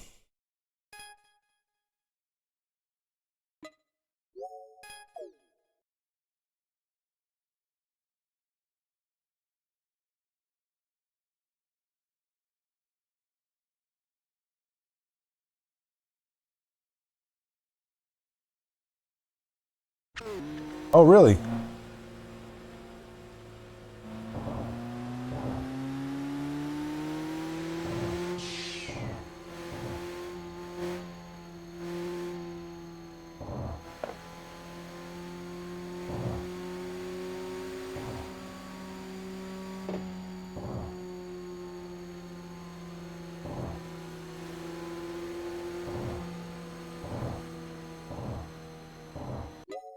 As I used to take everything literally and personally, and I do sometimes, but I've just learned to sort of chill a little and look at the conversation differently. And since then, many people have told me that it's different talking to someone unhostile. Yeah, dude. You know, it is definitely something I've actually had to realize with even my son, my son has autism as well, and trying to help him not take stuff so literally. I think a lot of it comes from me just being, you know me, over the top to the point where it's very clear that I'm joking. But he's learning. So, hey, welcome in, Skeletor. Appreciate you sharing that, Tom.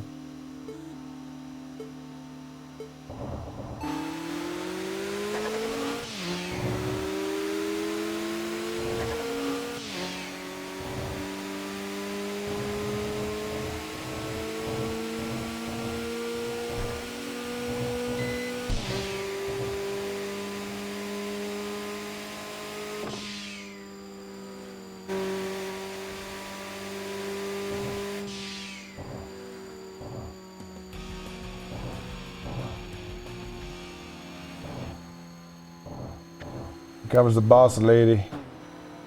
Inserto Nebula. Of Nebula. Ooh. Nice looking NSX you got there.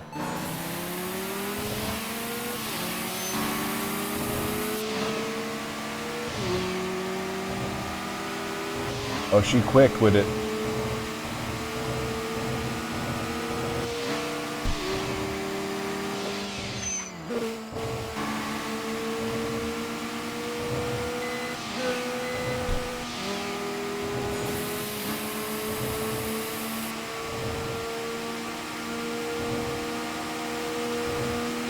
Oh, frick.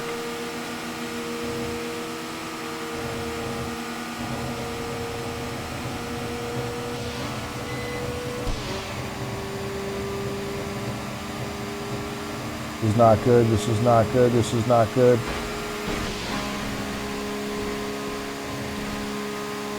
Oh my gosh. Gotta get in front, dude. There we go.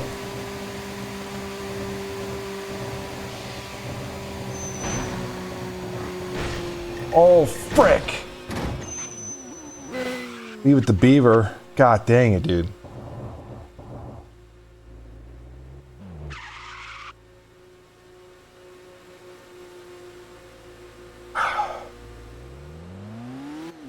Try it again. Maybe I'll catch Nebula in these corners up here. Hey, you been Skeletor? You at work today?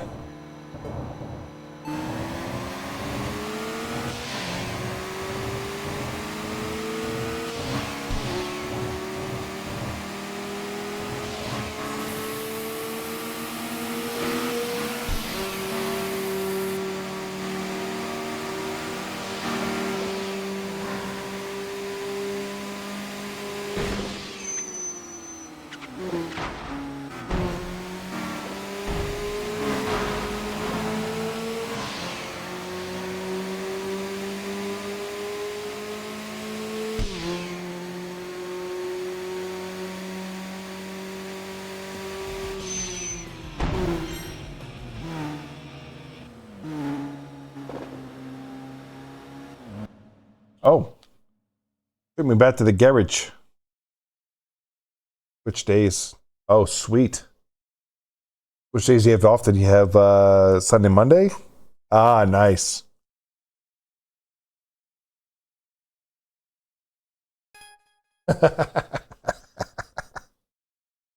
Gotta love it, dude. Hey, that lines up with freaking Gran Turismo. Perfect. Imagine changing your schedule just so you could hit the new dailies when they drop. That'd be intense.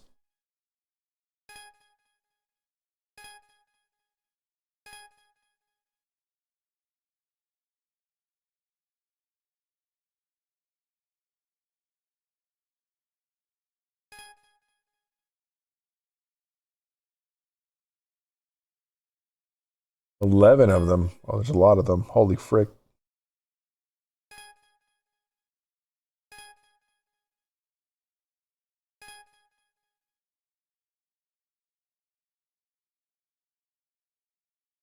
Used to be Tuesday was your Friday. That's funny. Still getting used to it.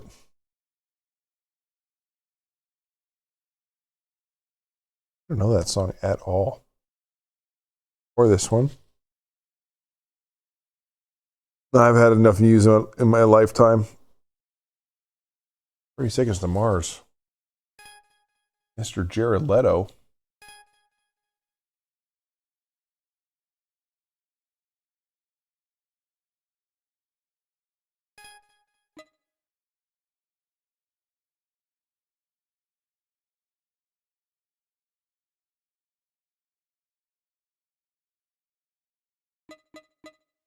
Family Business. You could take one of these fools here. I guess one of them I couldn't, right? Lucifer I lost to.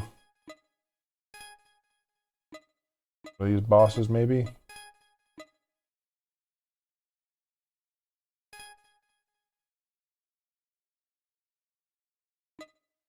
Sandstorm Emperor.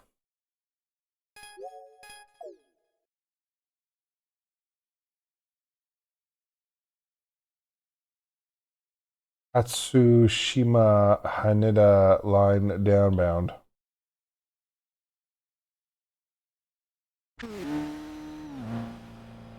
Dude, I would love to freaking just travel.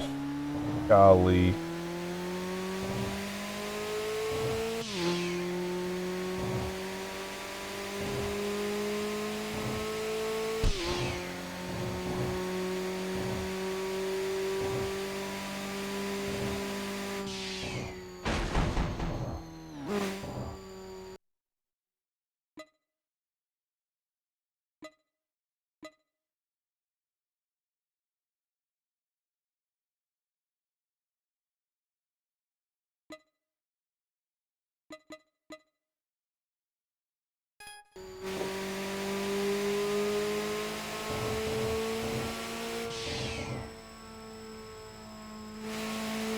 Oh, I don't know if you guys saw in the Discord, but I bought a DJI camera, one of the like GoPro type cameras.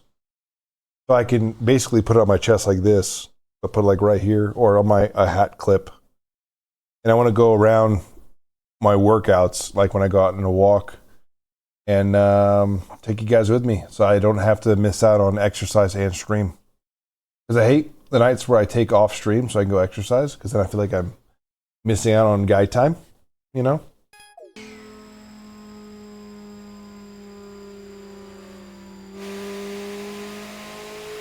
It'd be kind of fun.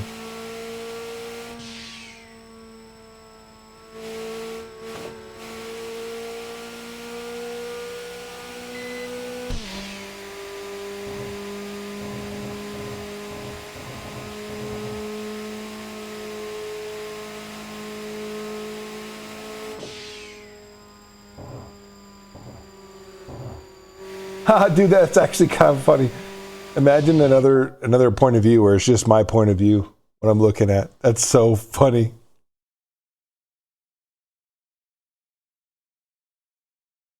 Okay, the DLC Enduro's left. I never got the DLC. I should get that. Frick, I should get that. That's a good idea.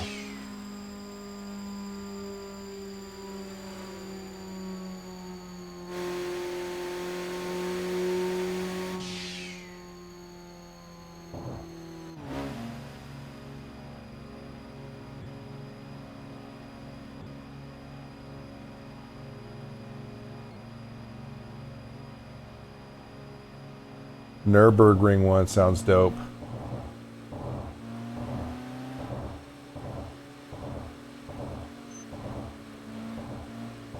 Get ourselves a final evolution. This is my final form.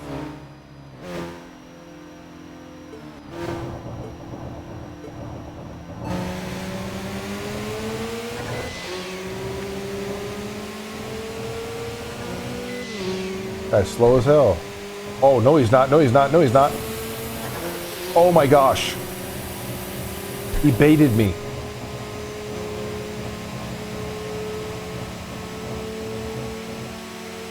Oh my gosh.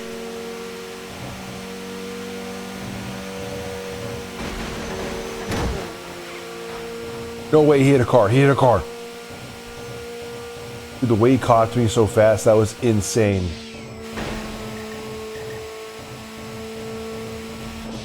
Holy freaking crap.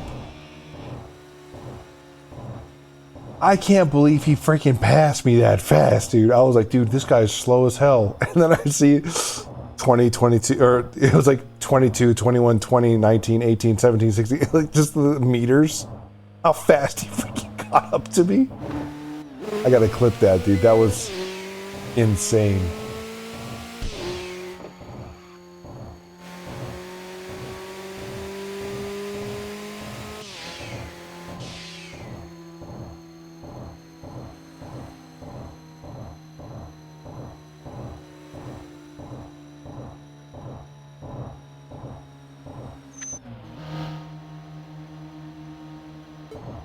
That's it? But if it's too easy, that's kind of boring, isn't it?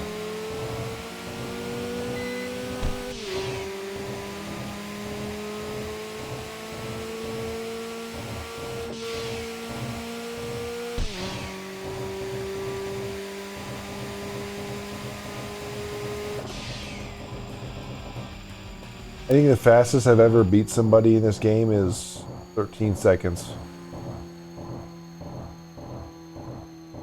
That one was 20.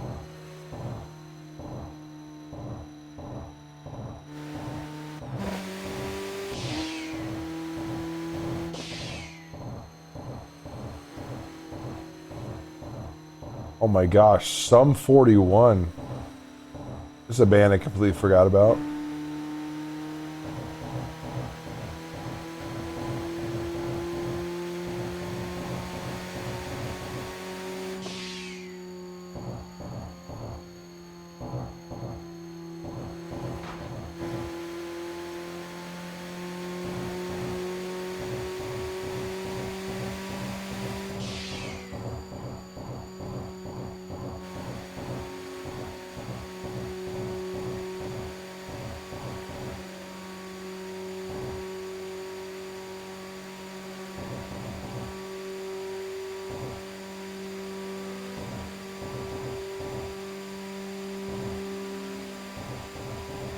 Well, my company, like I said, the conversation went pretty well in terms of like getting me to like understand that they want to develop me and build me into something more. So it was nice having that meeting, but they also just signed me up for, it's like a pretty expensive course on informational design, e-learning design on adult learning and building out courses. It's going to be a Monday, Wednesday, Friday situation for this week and next week. That's nice. I have those courses I have to take. I get to take, I should say.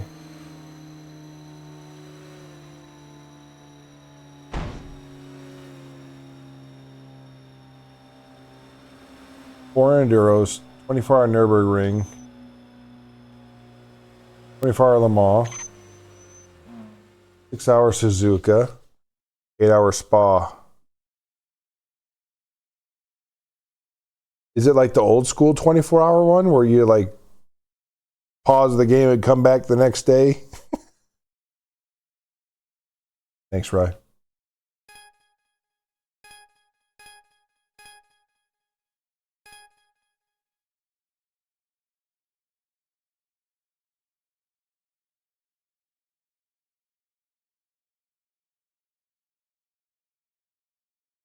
Perfect. I hope you know that the stream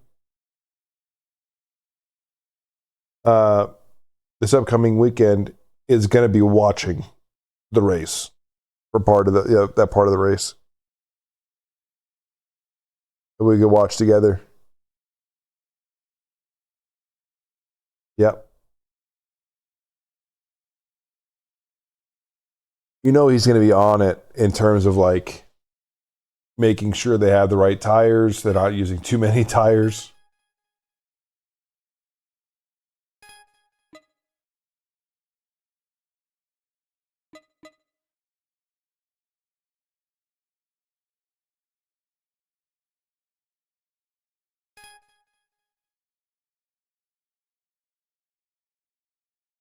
I'm gonna be fine.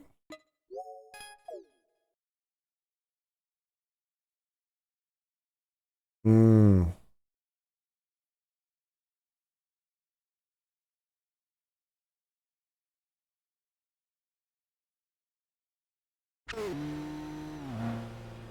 Are you looking Skeletor? Are you talking about Super GT and Garrett?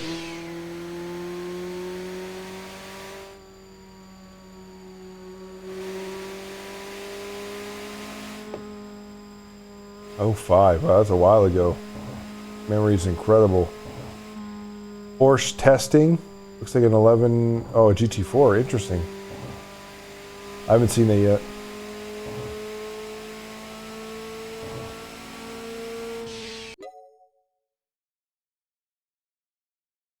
True. Also, did you guys hear about Hyundai's hypercar they're having in the race for WEC? They, from what I understand, instead of developing a new engine, they actually took 2 of their rally engines and put them in their hypercar or their prototype car for their WEC because of the reliability of the engine. Very unique.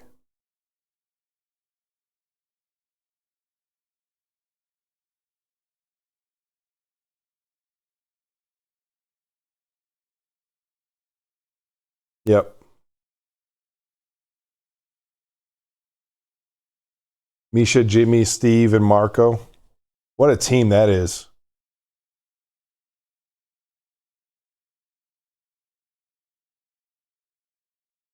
That'd be sick. I'm excited to watch that.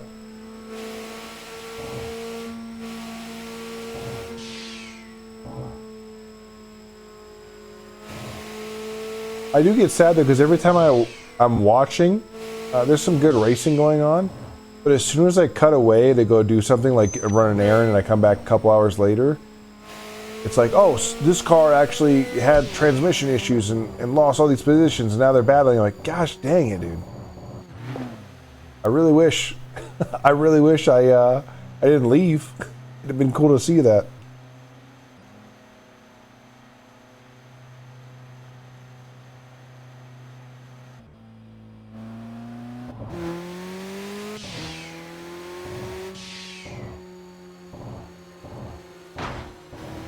Yeah, racer. I think I have to do the cappuccino.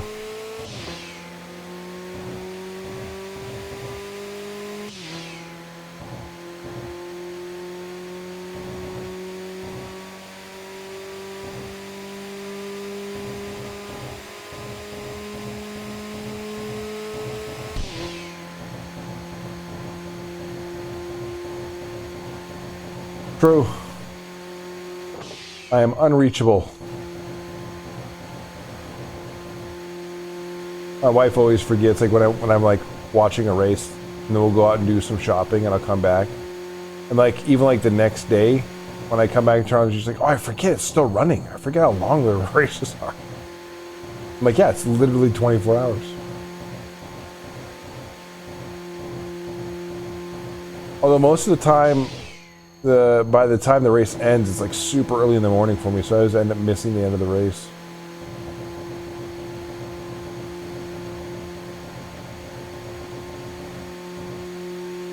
A diaper, dude. I worry about diaper management. You don't miss it.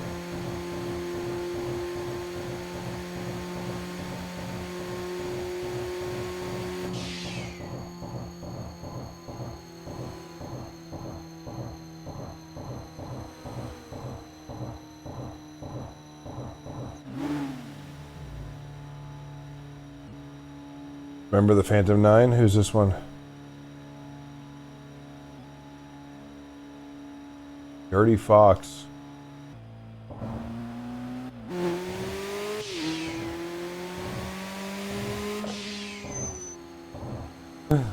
He said, ew. Diapers are disgusting.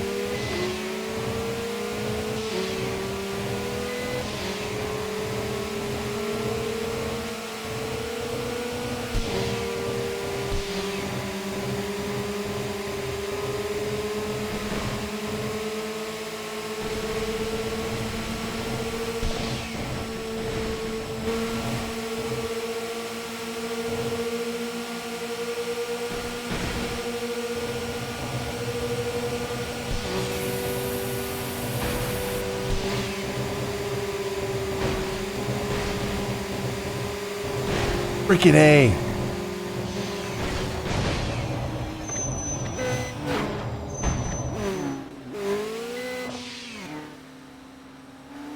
That's all me, dude. That was all me.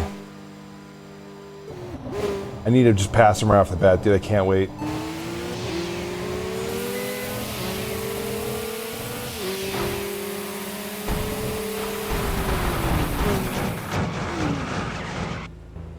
Is he freaking serious right now, dude?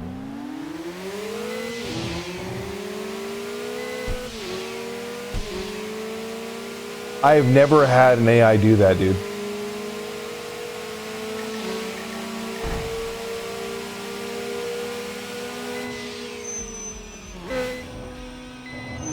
I literally took my breath away.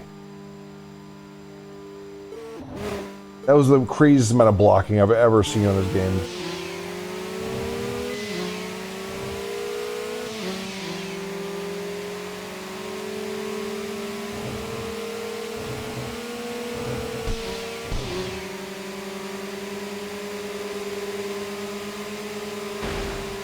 Oh, come on.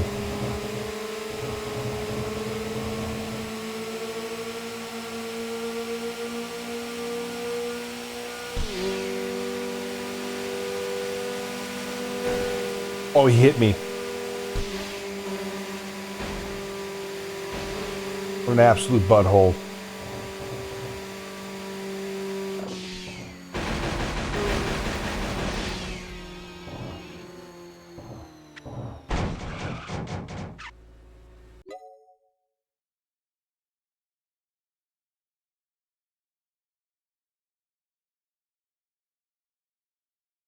I have nobody to blame but myself. Nobody to blame.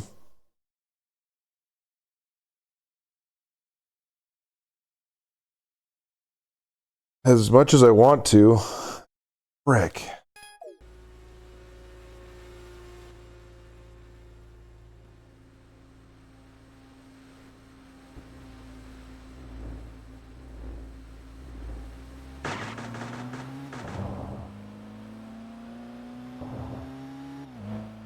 I'm gonna wait for my engine to cool down for a minute.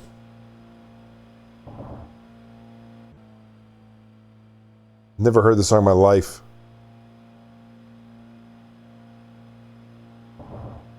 Not against it.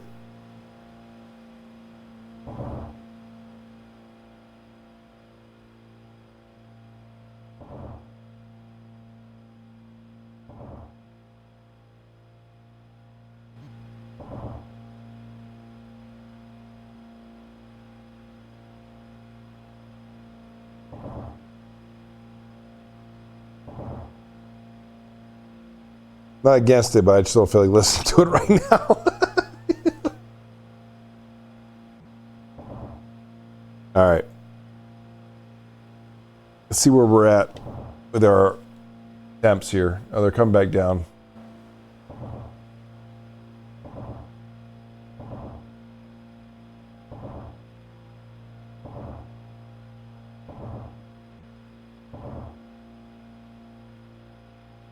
me another minute and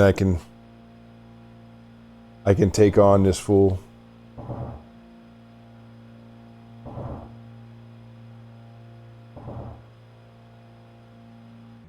That's what you know what that's what I needed. Some EDM. That's what I was missing. That's why I lost. Here we go. Well, you know what I just realized? His name is literally Dirty Fox.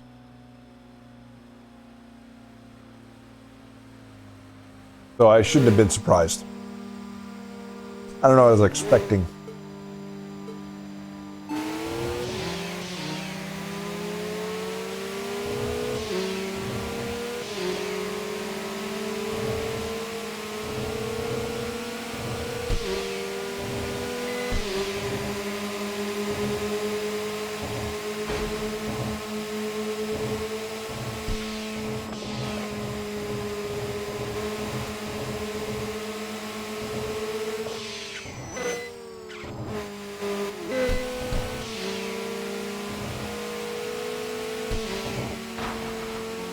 Oh my gosh, dude.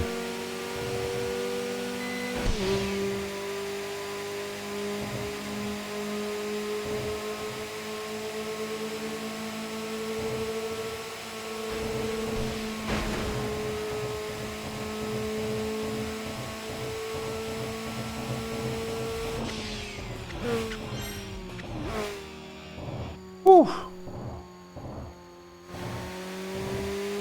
That was unnecessary.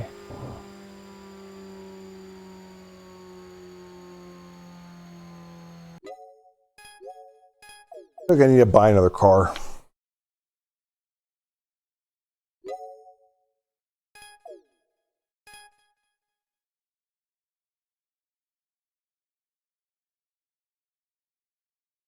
Told you all I need was some EDM music, dude.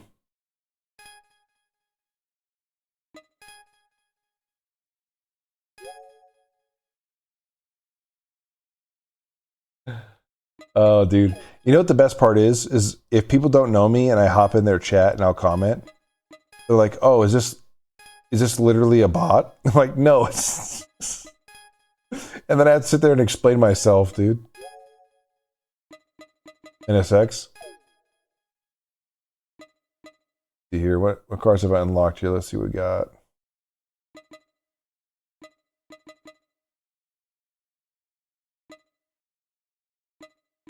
The Lexus could be dope. Crown, not a Lexus. That's a Crown Toyota. I already have the JZ.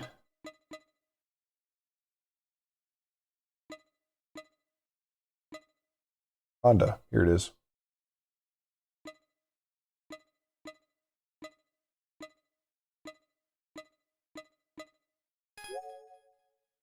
I need to beat Steelheart, Crimson Boy, and Rumored Writer.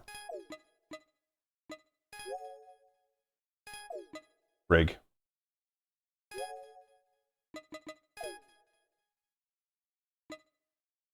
I got 18 mil.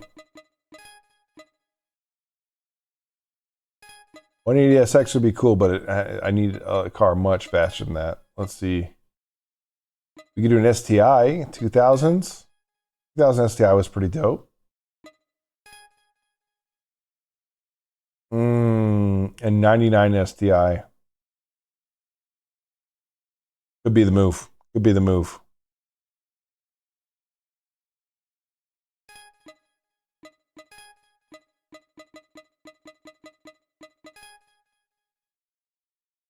The Mark X is a Toyota. I've never even heard of that car in my life. Crown. Yaris. Look up the freak out of a Yaris. I bet those are pretty quick, actually.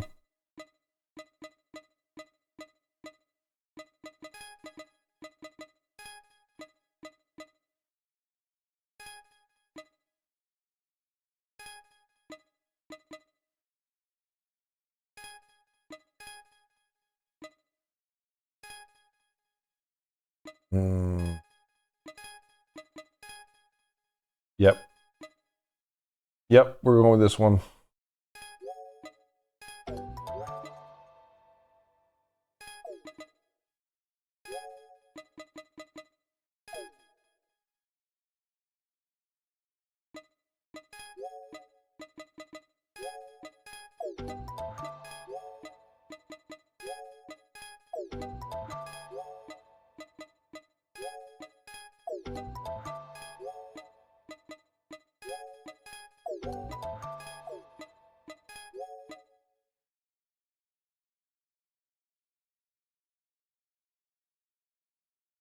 I'd be down. Yeah, let me pull it up.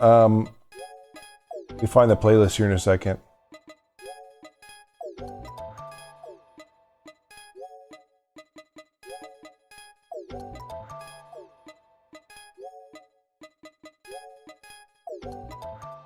I ain't against it. I ain't against it. Earth.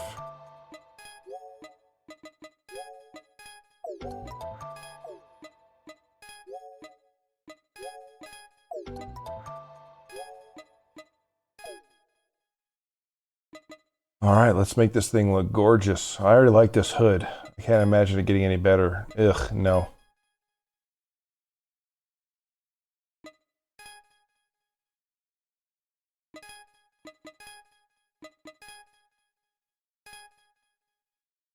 Hmm. I like that one. I don't know.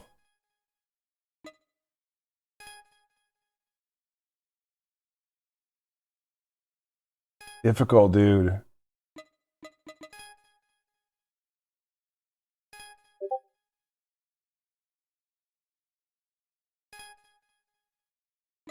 Okay, we're gonna go with this homie right here. Wanted to give it like more of a rally appearance, you know, as if it doesn't already have it. Ooh.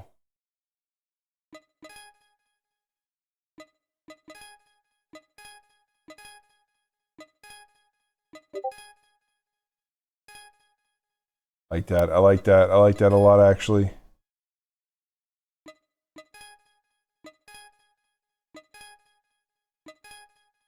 Yeah, I'm digging this type 2, dude.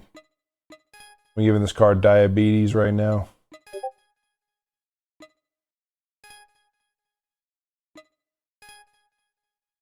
Oof.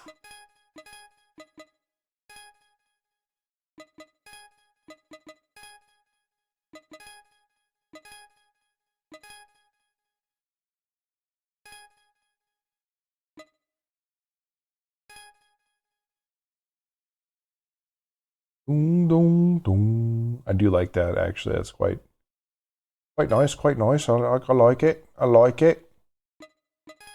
Getting a spoiler on this bad boy. I do like the original spoiler, though. That looks disgusting.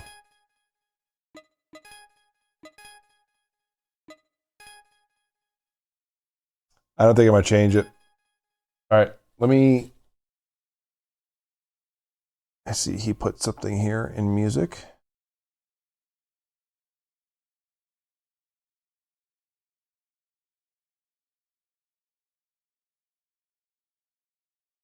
Oh, hang on.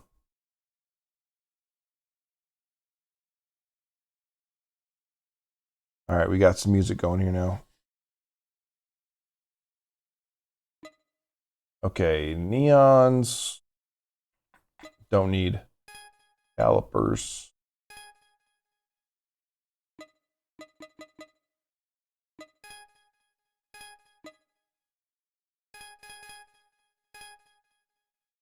I'll leave it at 0.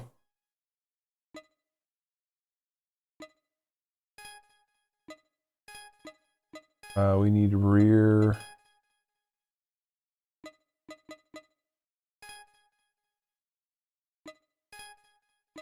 Go, keep that there. Keep it white.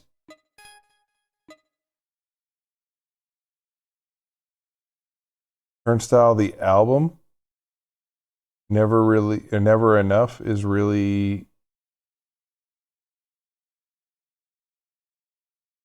Okay, maybe I do, maybe I don't. I don't know. We'll take a look.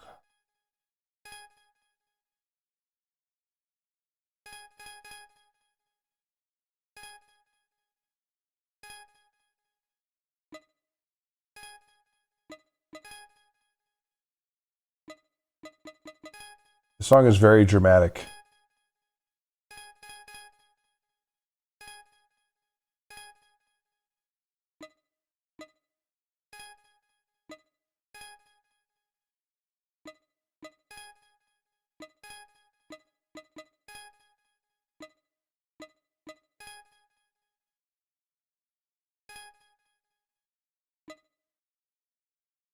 Hey, you're the DD. You know what it's like to be me then, dude. All the time.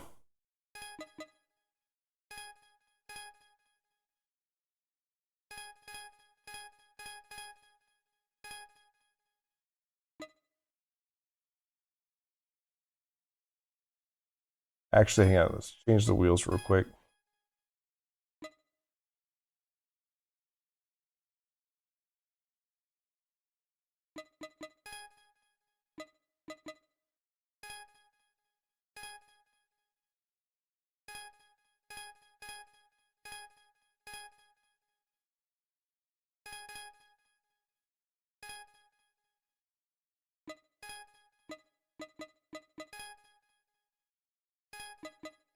Perfect.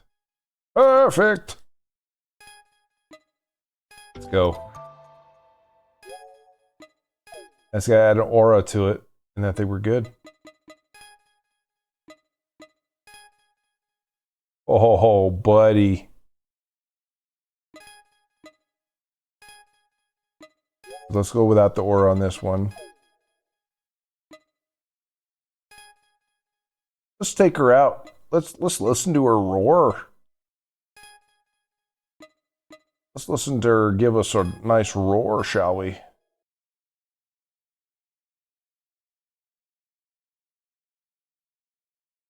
Ginza C1 interlude. Ginza.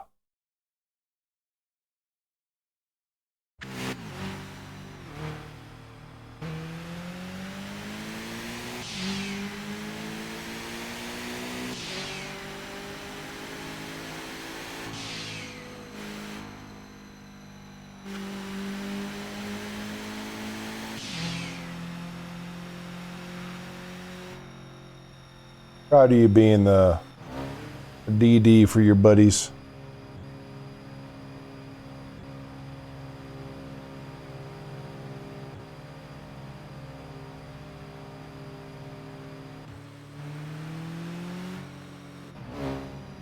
All right. The age-old argument. Which one's better, Lancer or Impreza?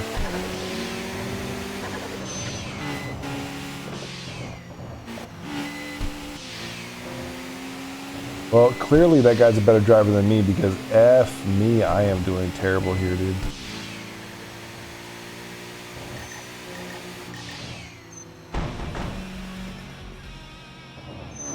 Freaking AIF that up really bad.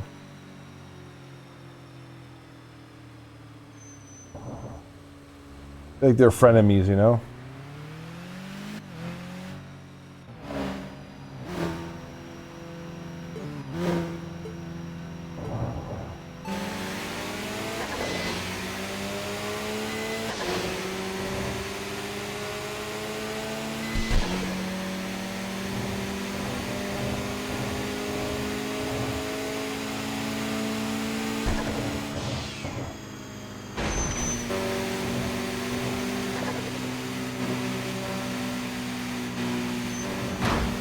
Oh my freaking gosh!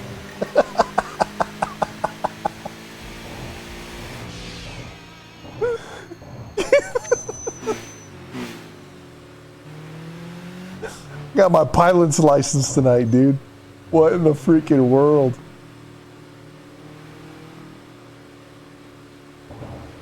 I didn't realize this STI could fly.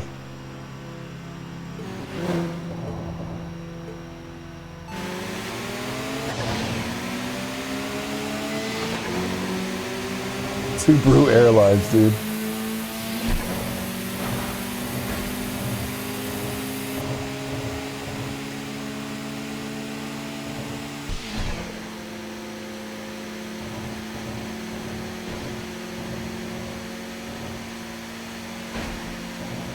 I think a lot of car manufacturers started out with airplane engines. BMW as well. Mercedes too, right?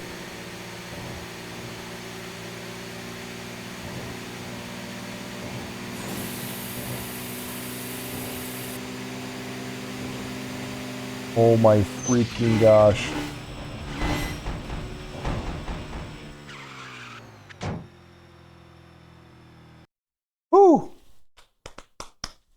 Mitsubishi does all sorts of stuff. They make freaking AC units. They make all sorts of freaking stuff, dude. Honestly crazy how much Mitsubishi makes. To be completely honest.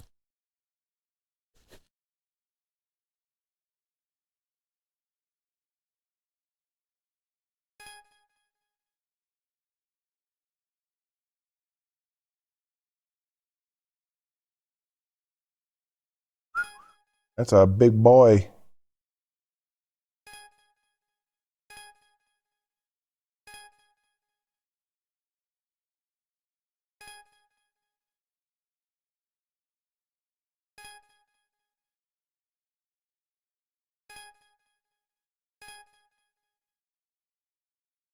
Ron, that's a good size. All right. Based on how many times it's done you dirty, I'd be grateful with 6.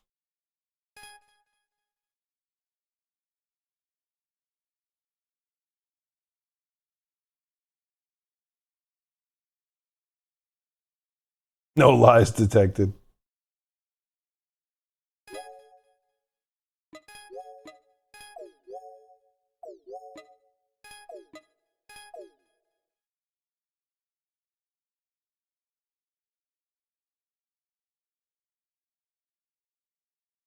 Thank you kindly. Thank you. Thank you. Thank you. I do like how the game uses the actual. This is like a big car guy game because it tells you everything about the car, including the actual full name of the car.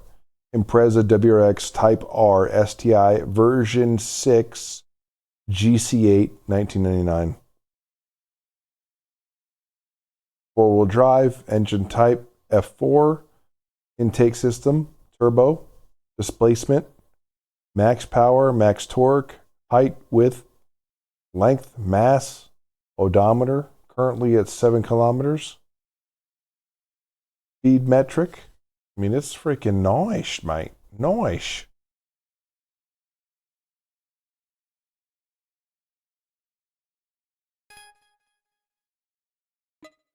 Hey, Genki has been phenomenal with stuff like that, dude. Return of the what? The B words.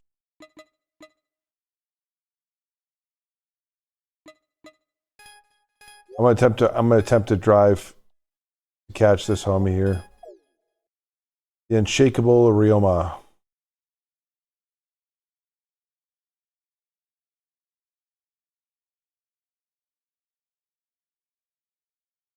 Going hard, dude.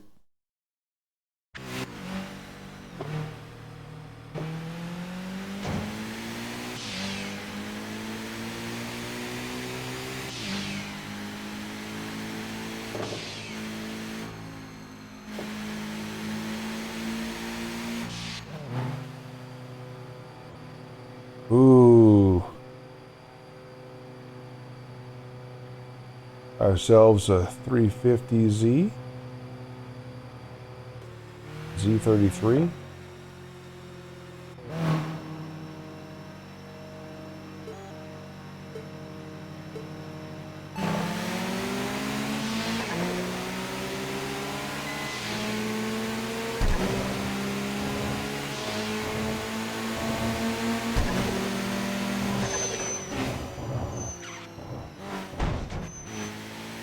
You know what I'm talking about? These guys can turn on a freaking dime, dude. No, F this, dude. I'm gonna stop. I'm gonna stop. I'm gonna race them again. Whenever there's a freaking corner like that where you have to turn hella sharp and slow down, they don't slow down. They just don't. They can go full speed through those corners and it pisses me off. It's the thing that's been broken about every single one of these games that they've released.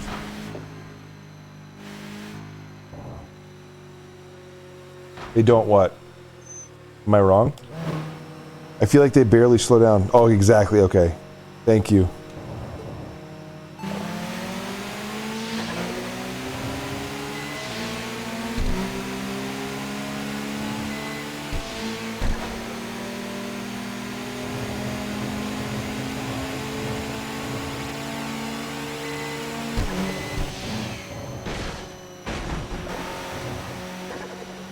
Another good example there.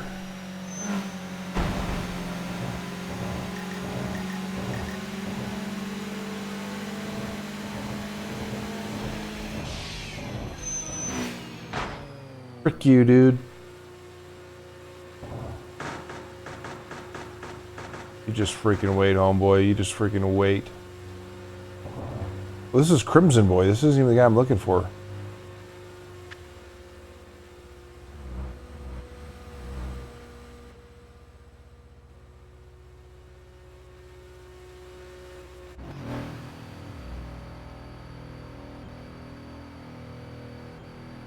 There's the guy I'm looking for.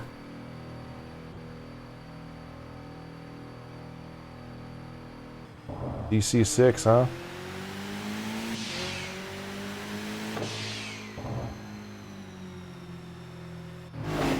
I always try to catch them when on the straights because in the corners, or if you're on the inner loop, you can try to hope that they hit the freaking barrier. Another one of these freaking fart bags trying to run me into people.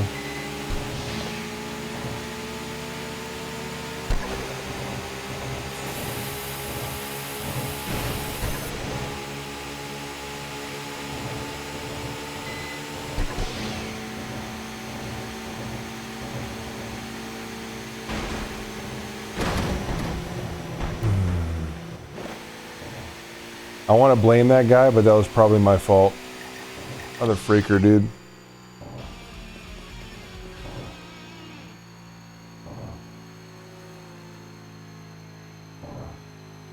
I would have lost in this corner anyways, doesn't matter.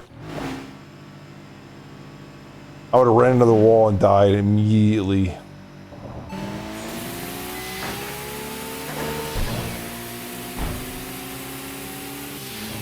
I need to lose him immediately so I can freaking...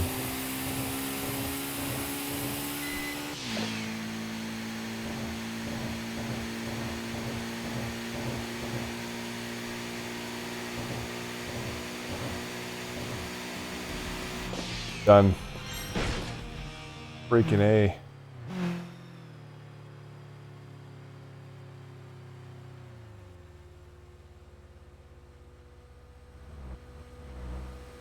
Wait for Crimson Boy to show up. Might take a minute.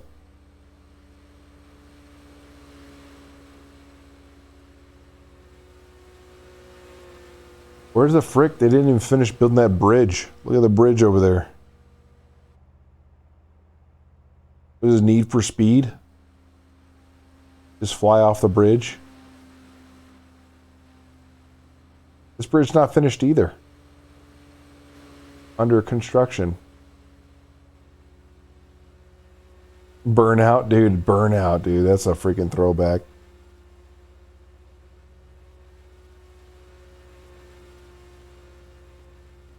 Dude, this music is so freaking epic. Insane.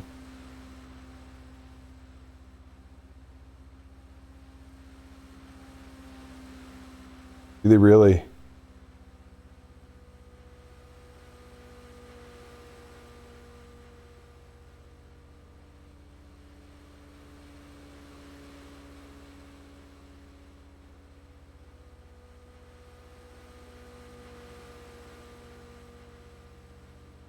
Freaking Crimson Boy drives slow as hell on the freaking freeway here. God dang, he's slow.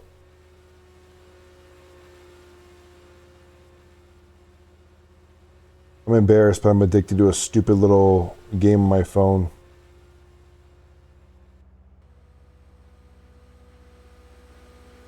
This freaking game.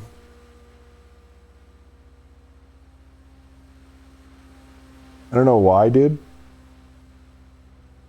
Just gets me going, dude.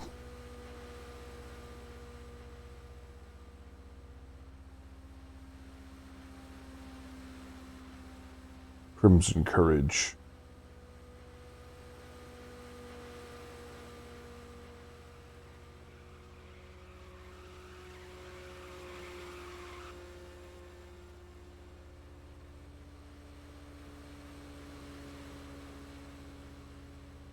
Not me playing another game while I'm waiting for this game to catch up.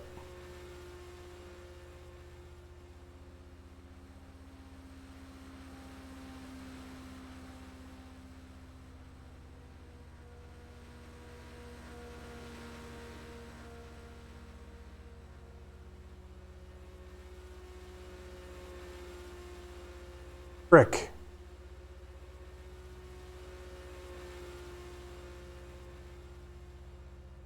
Oh, there he is. Hang on. Coming for you, big boy.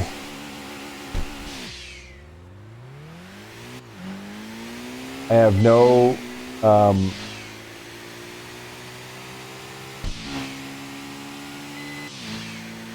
oh frick. Yikes. That could have been bad, you know.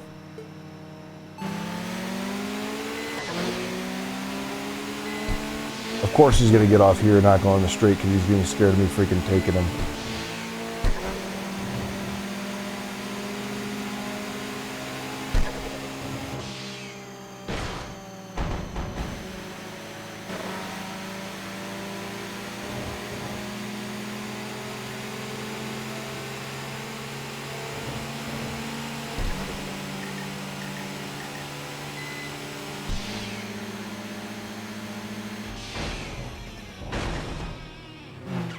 Then they can come to an immediate halt without losing freaking nothing. Okay, this might be my best shot here. This bridge is kind of long, so let's see if I can catch him.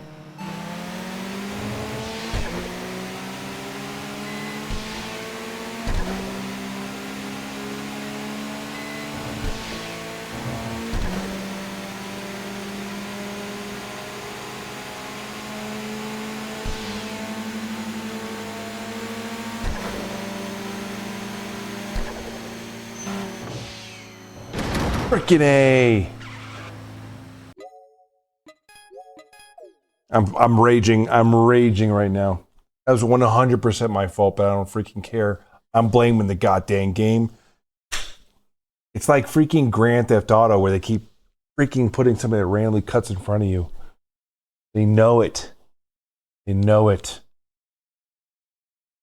Freaking baiting me into this crap, dude. Gosh dang it. Such a sore loser.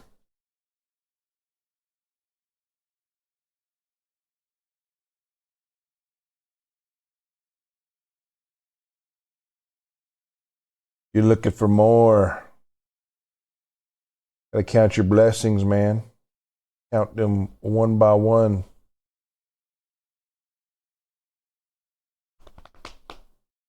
Nah, I know what you mean, though. I've been the same way for a little while now. I do finally have some games I'm enjoying playing, like this one. And then Jet Set Radio. Great game, dude. I can play that over and over and over. And what else, dude? I don't really like a lot of the new games anymore, man. Honestly, just pissed me off. Oh, so good. I have Assassin's Creed Unity. I haven't touched that in a minute. Oh, dude. You know what my son's been playing? He's like hooked on this. He loves this. He's been playing Unbound for the last 3 days straight. Just that's all he wants to do is play that game. And honestly, it pulls him away from Fortnite. I'm down for it. Because right now his top games are Balloons TD6, Helldivers 2, and Need for Speed Unbound. Those are his go-tos.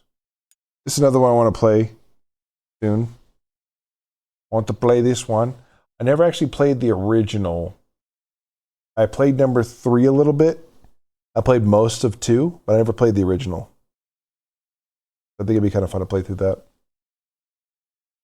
And then Tom Clancy, yes.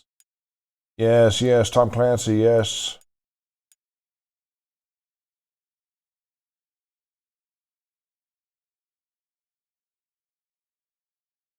Yeah, that's fair. Fair. What else is there to look forward to, dude?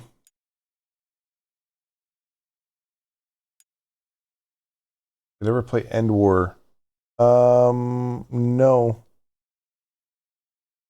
Wait. Which End War? Tom Clancy's End War?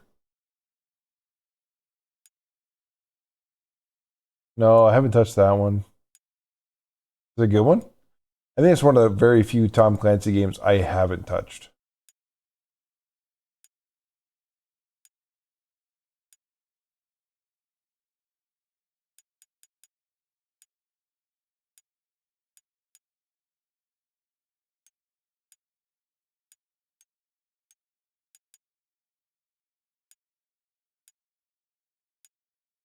for the 360.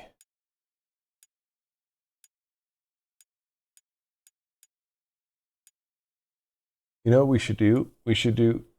I should play Madden again, but not with Snoop. He freaking wrecked me, dude. He lured me into a sense of security by letting me get close, and then he freaking slaughtered me. The only football game I have experience with is NFL Blitz. That's it. NFL Blitz 2000. That's the only game I have experience with.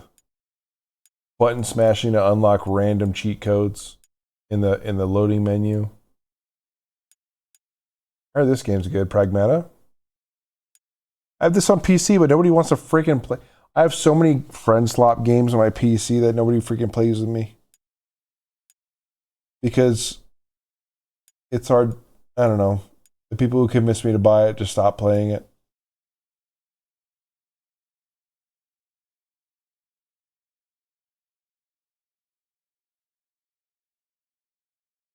NCAA games, yeah. I never played Black Flag, so clearly that's one I have to play. The Resynced looks really cool. I did see the trailers for it, and I saw a side-by-side comparison. And I will say, they removed the film look. It's like super. The image is super cool now, and not in terms of like, oh, it's cool, but like it's not warm, it's cool. And they made some other changes too that kind of takes away from the cinematography of it. But I wonder if it's something I could turn on the settings. I am tempted to get this though.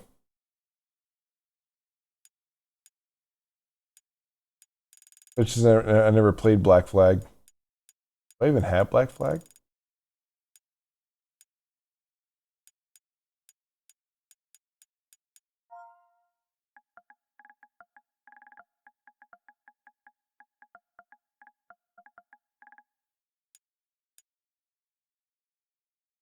I do have Black Flag.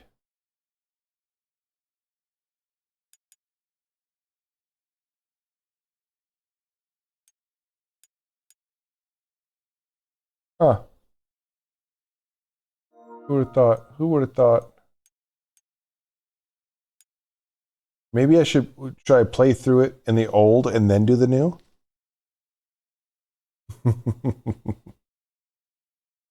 One on the PS3. I saw somebody make a comment where they said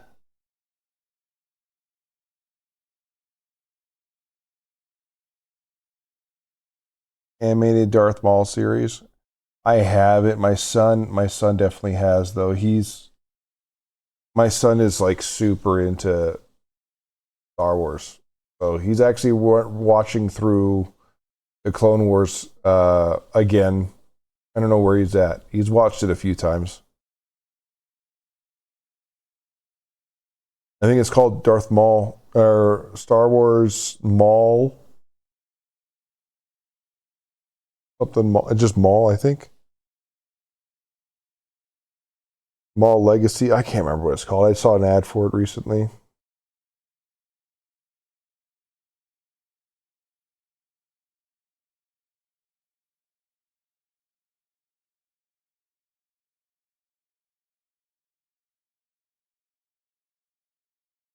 Well,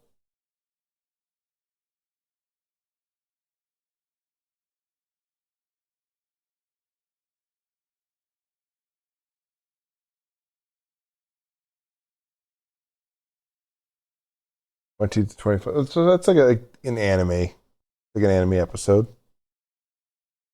22 minutes, 23 minutes.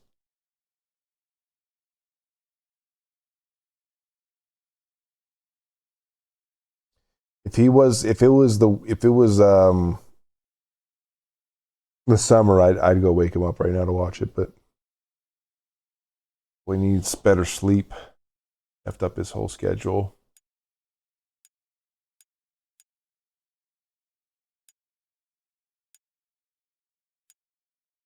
He was so excited to download this, dude.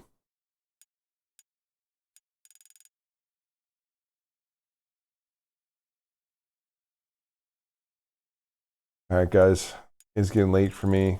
I do have that training tomorrow, and I got some crap I got to do before I start the training, aka start the getting started assessment. I should have done that a while ago. Yeah, it was okay. It was, I mean, it wrapped up everything, but it wasn't like the craziest thing I've seen. Yeah, good chat tonight, guys. Peace out, nerd.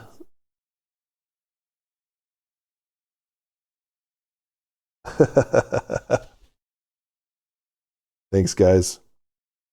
I'm actually really looking forward to doing those streams, those IRL streams with the camera. It should be here on April 30th, but likely May 1st.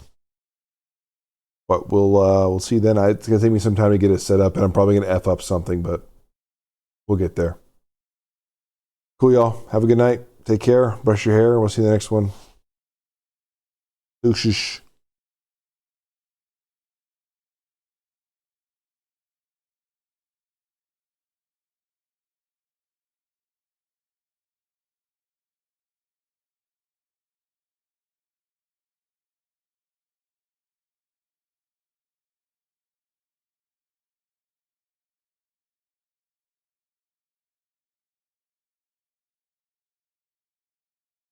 Goodbye, old friend. May the force be with you.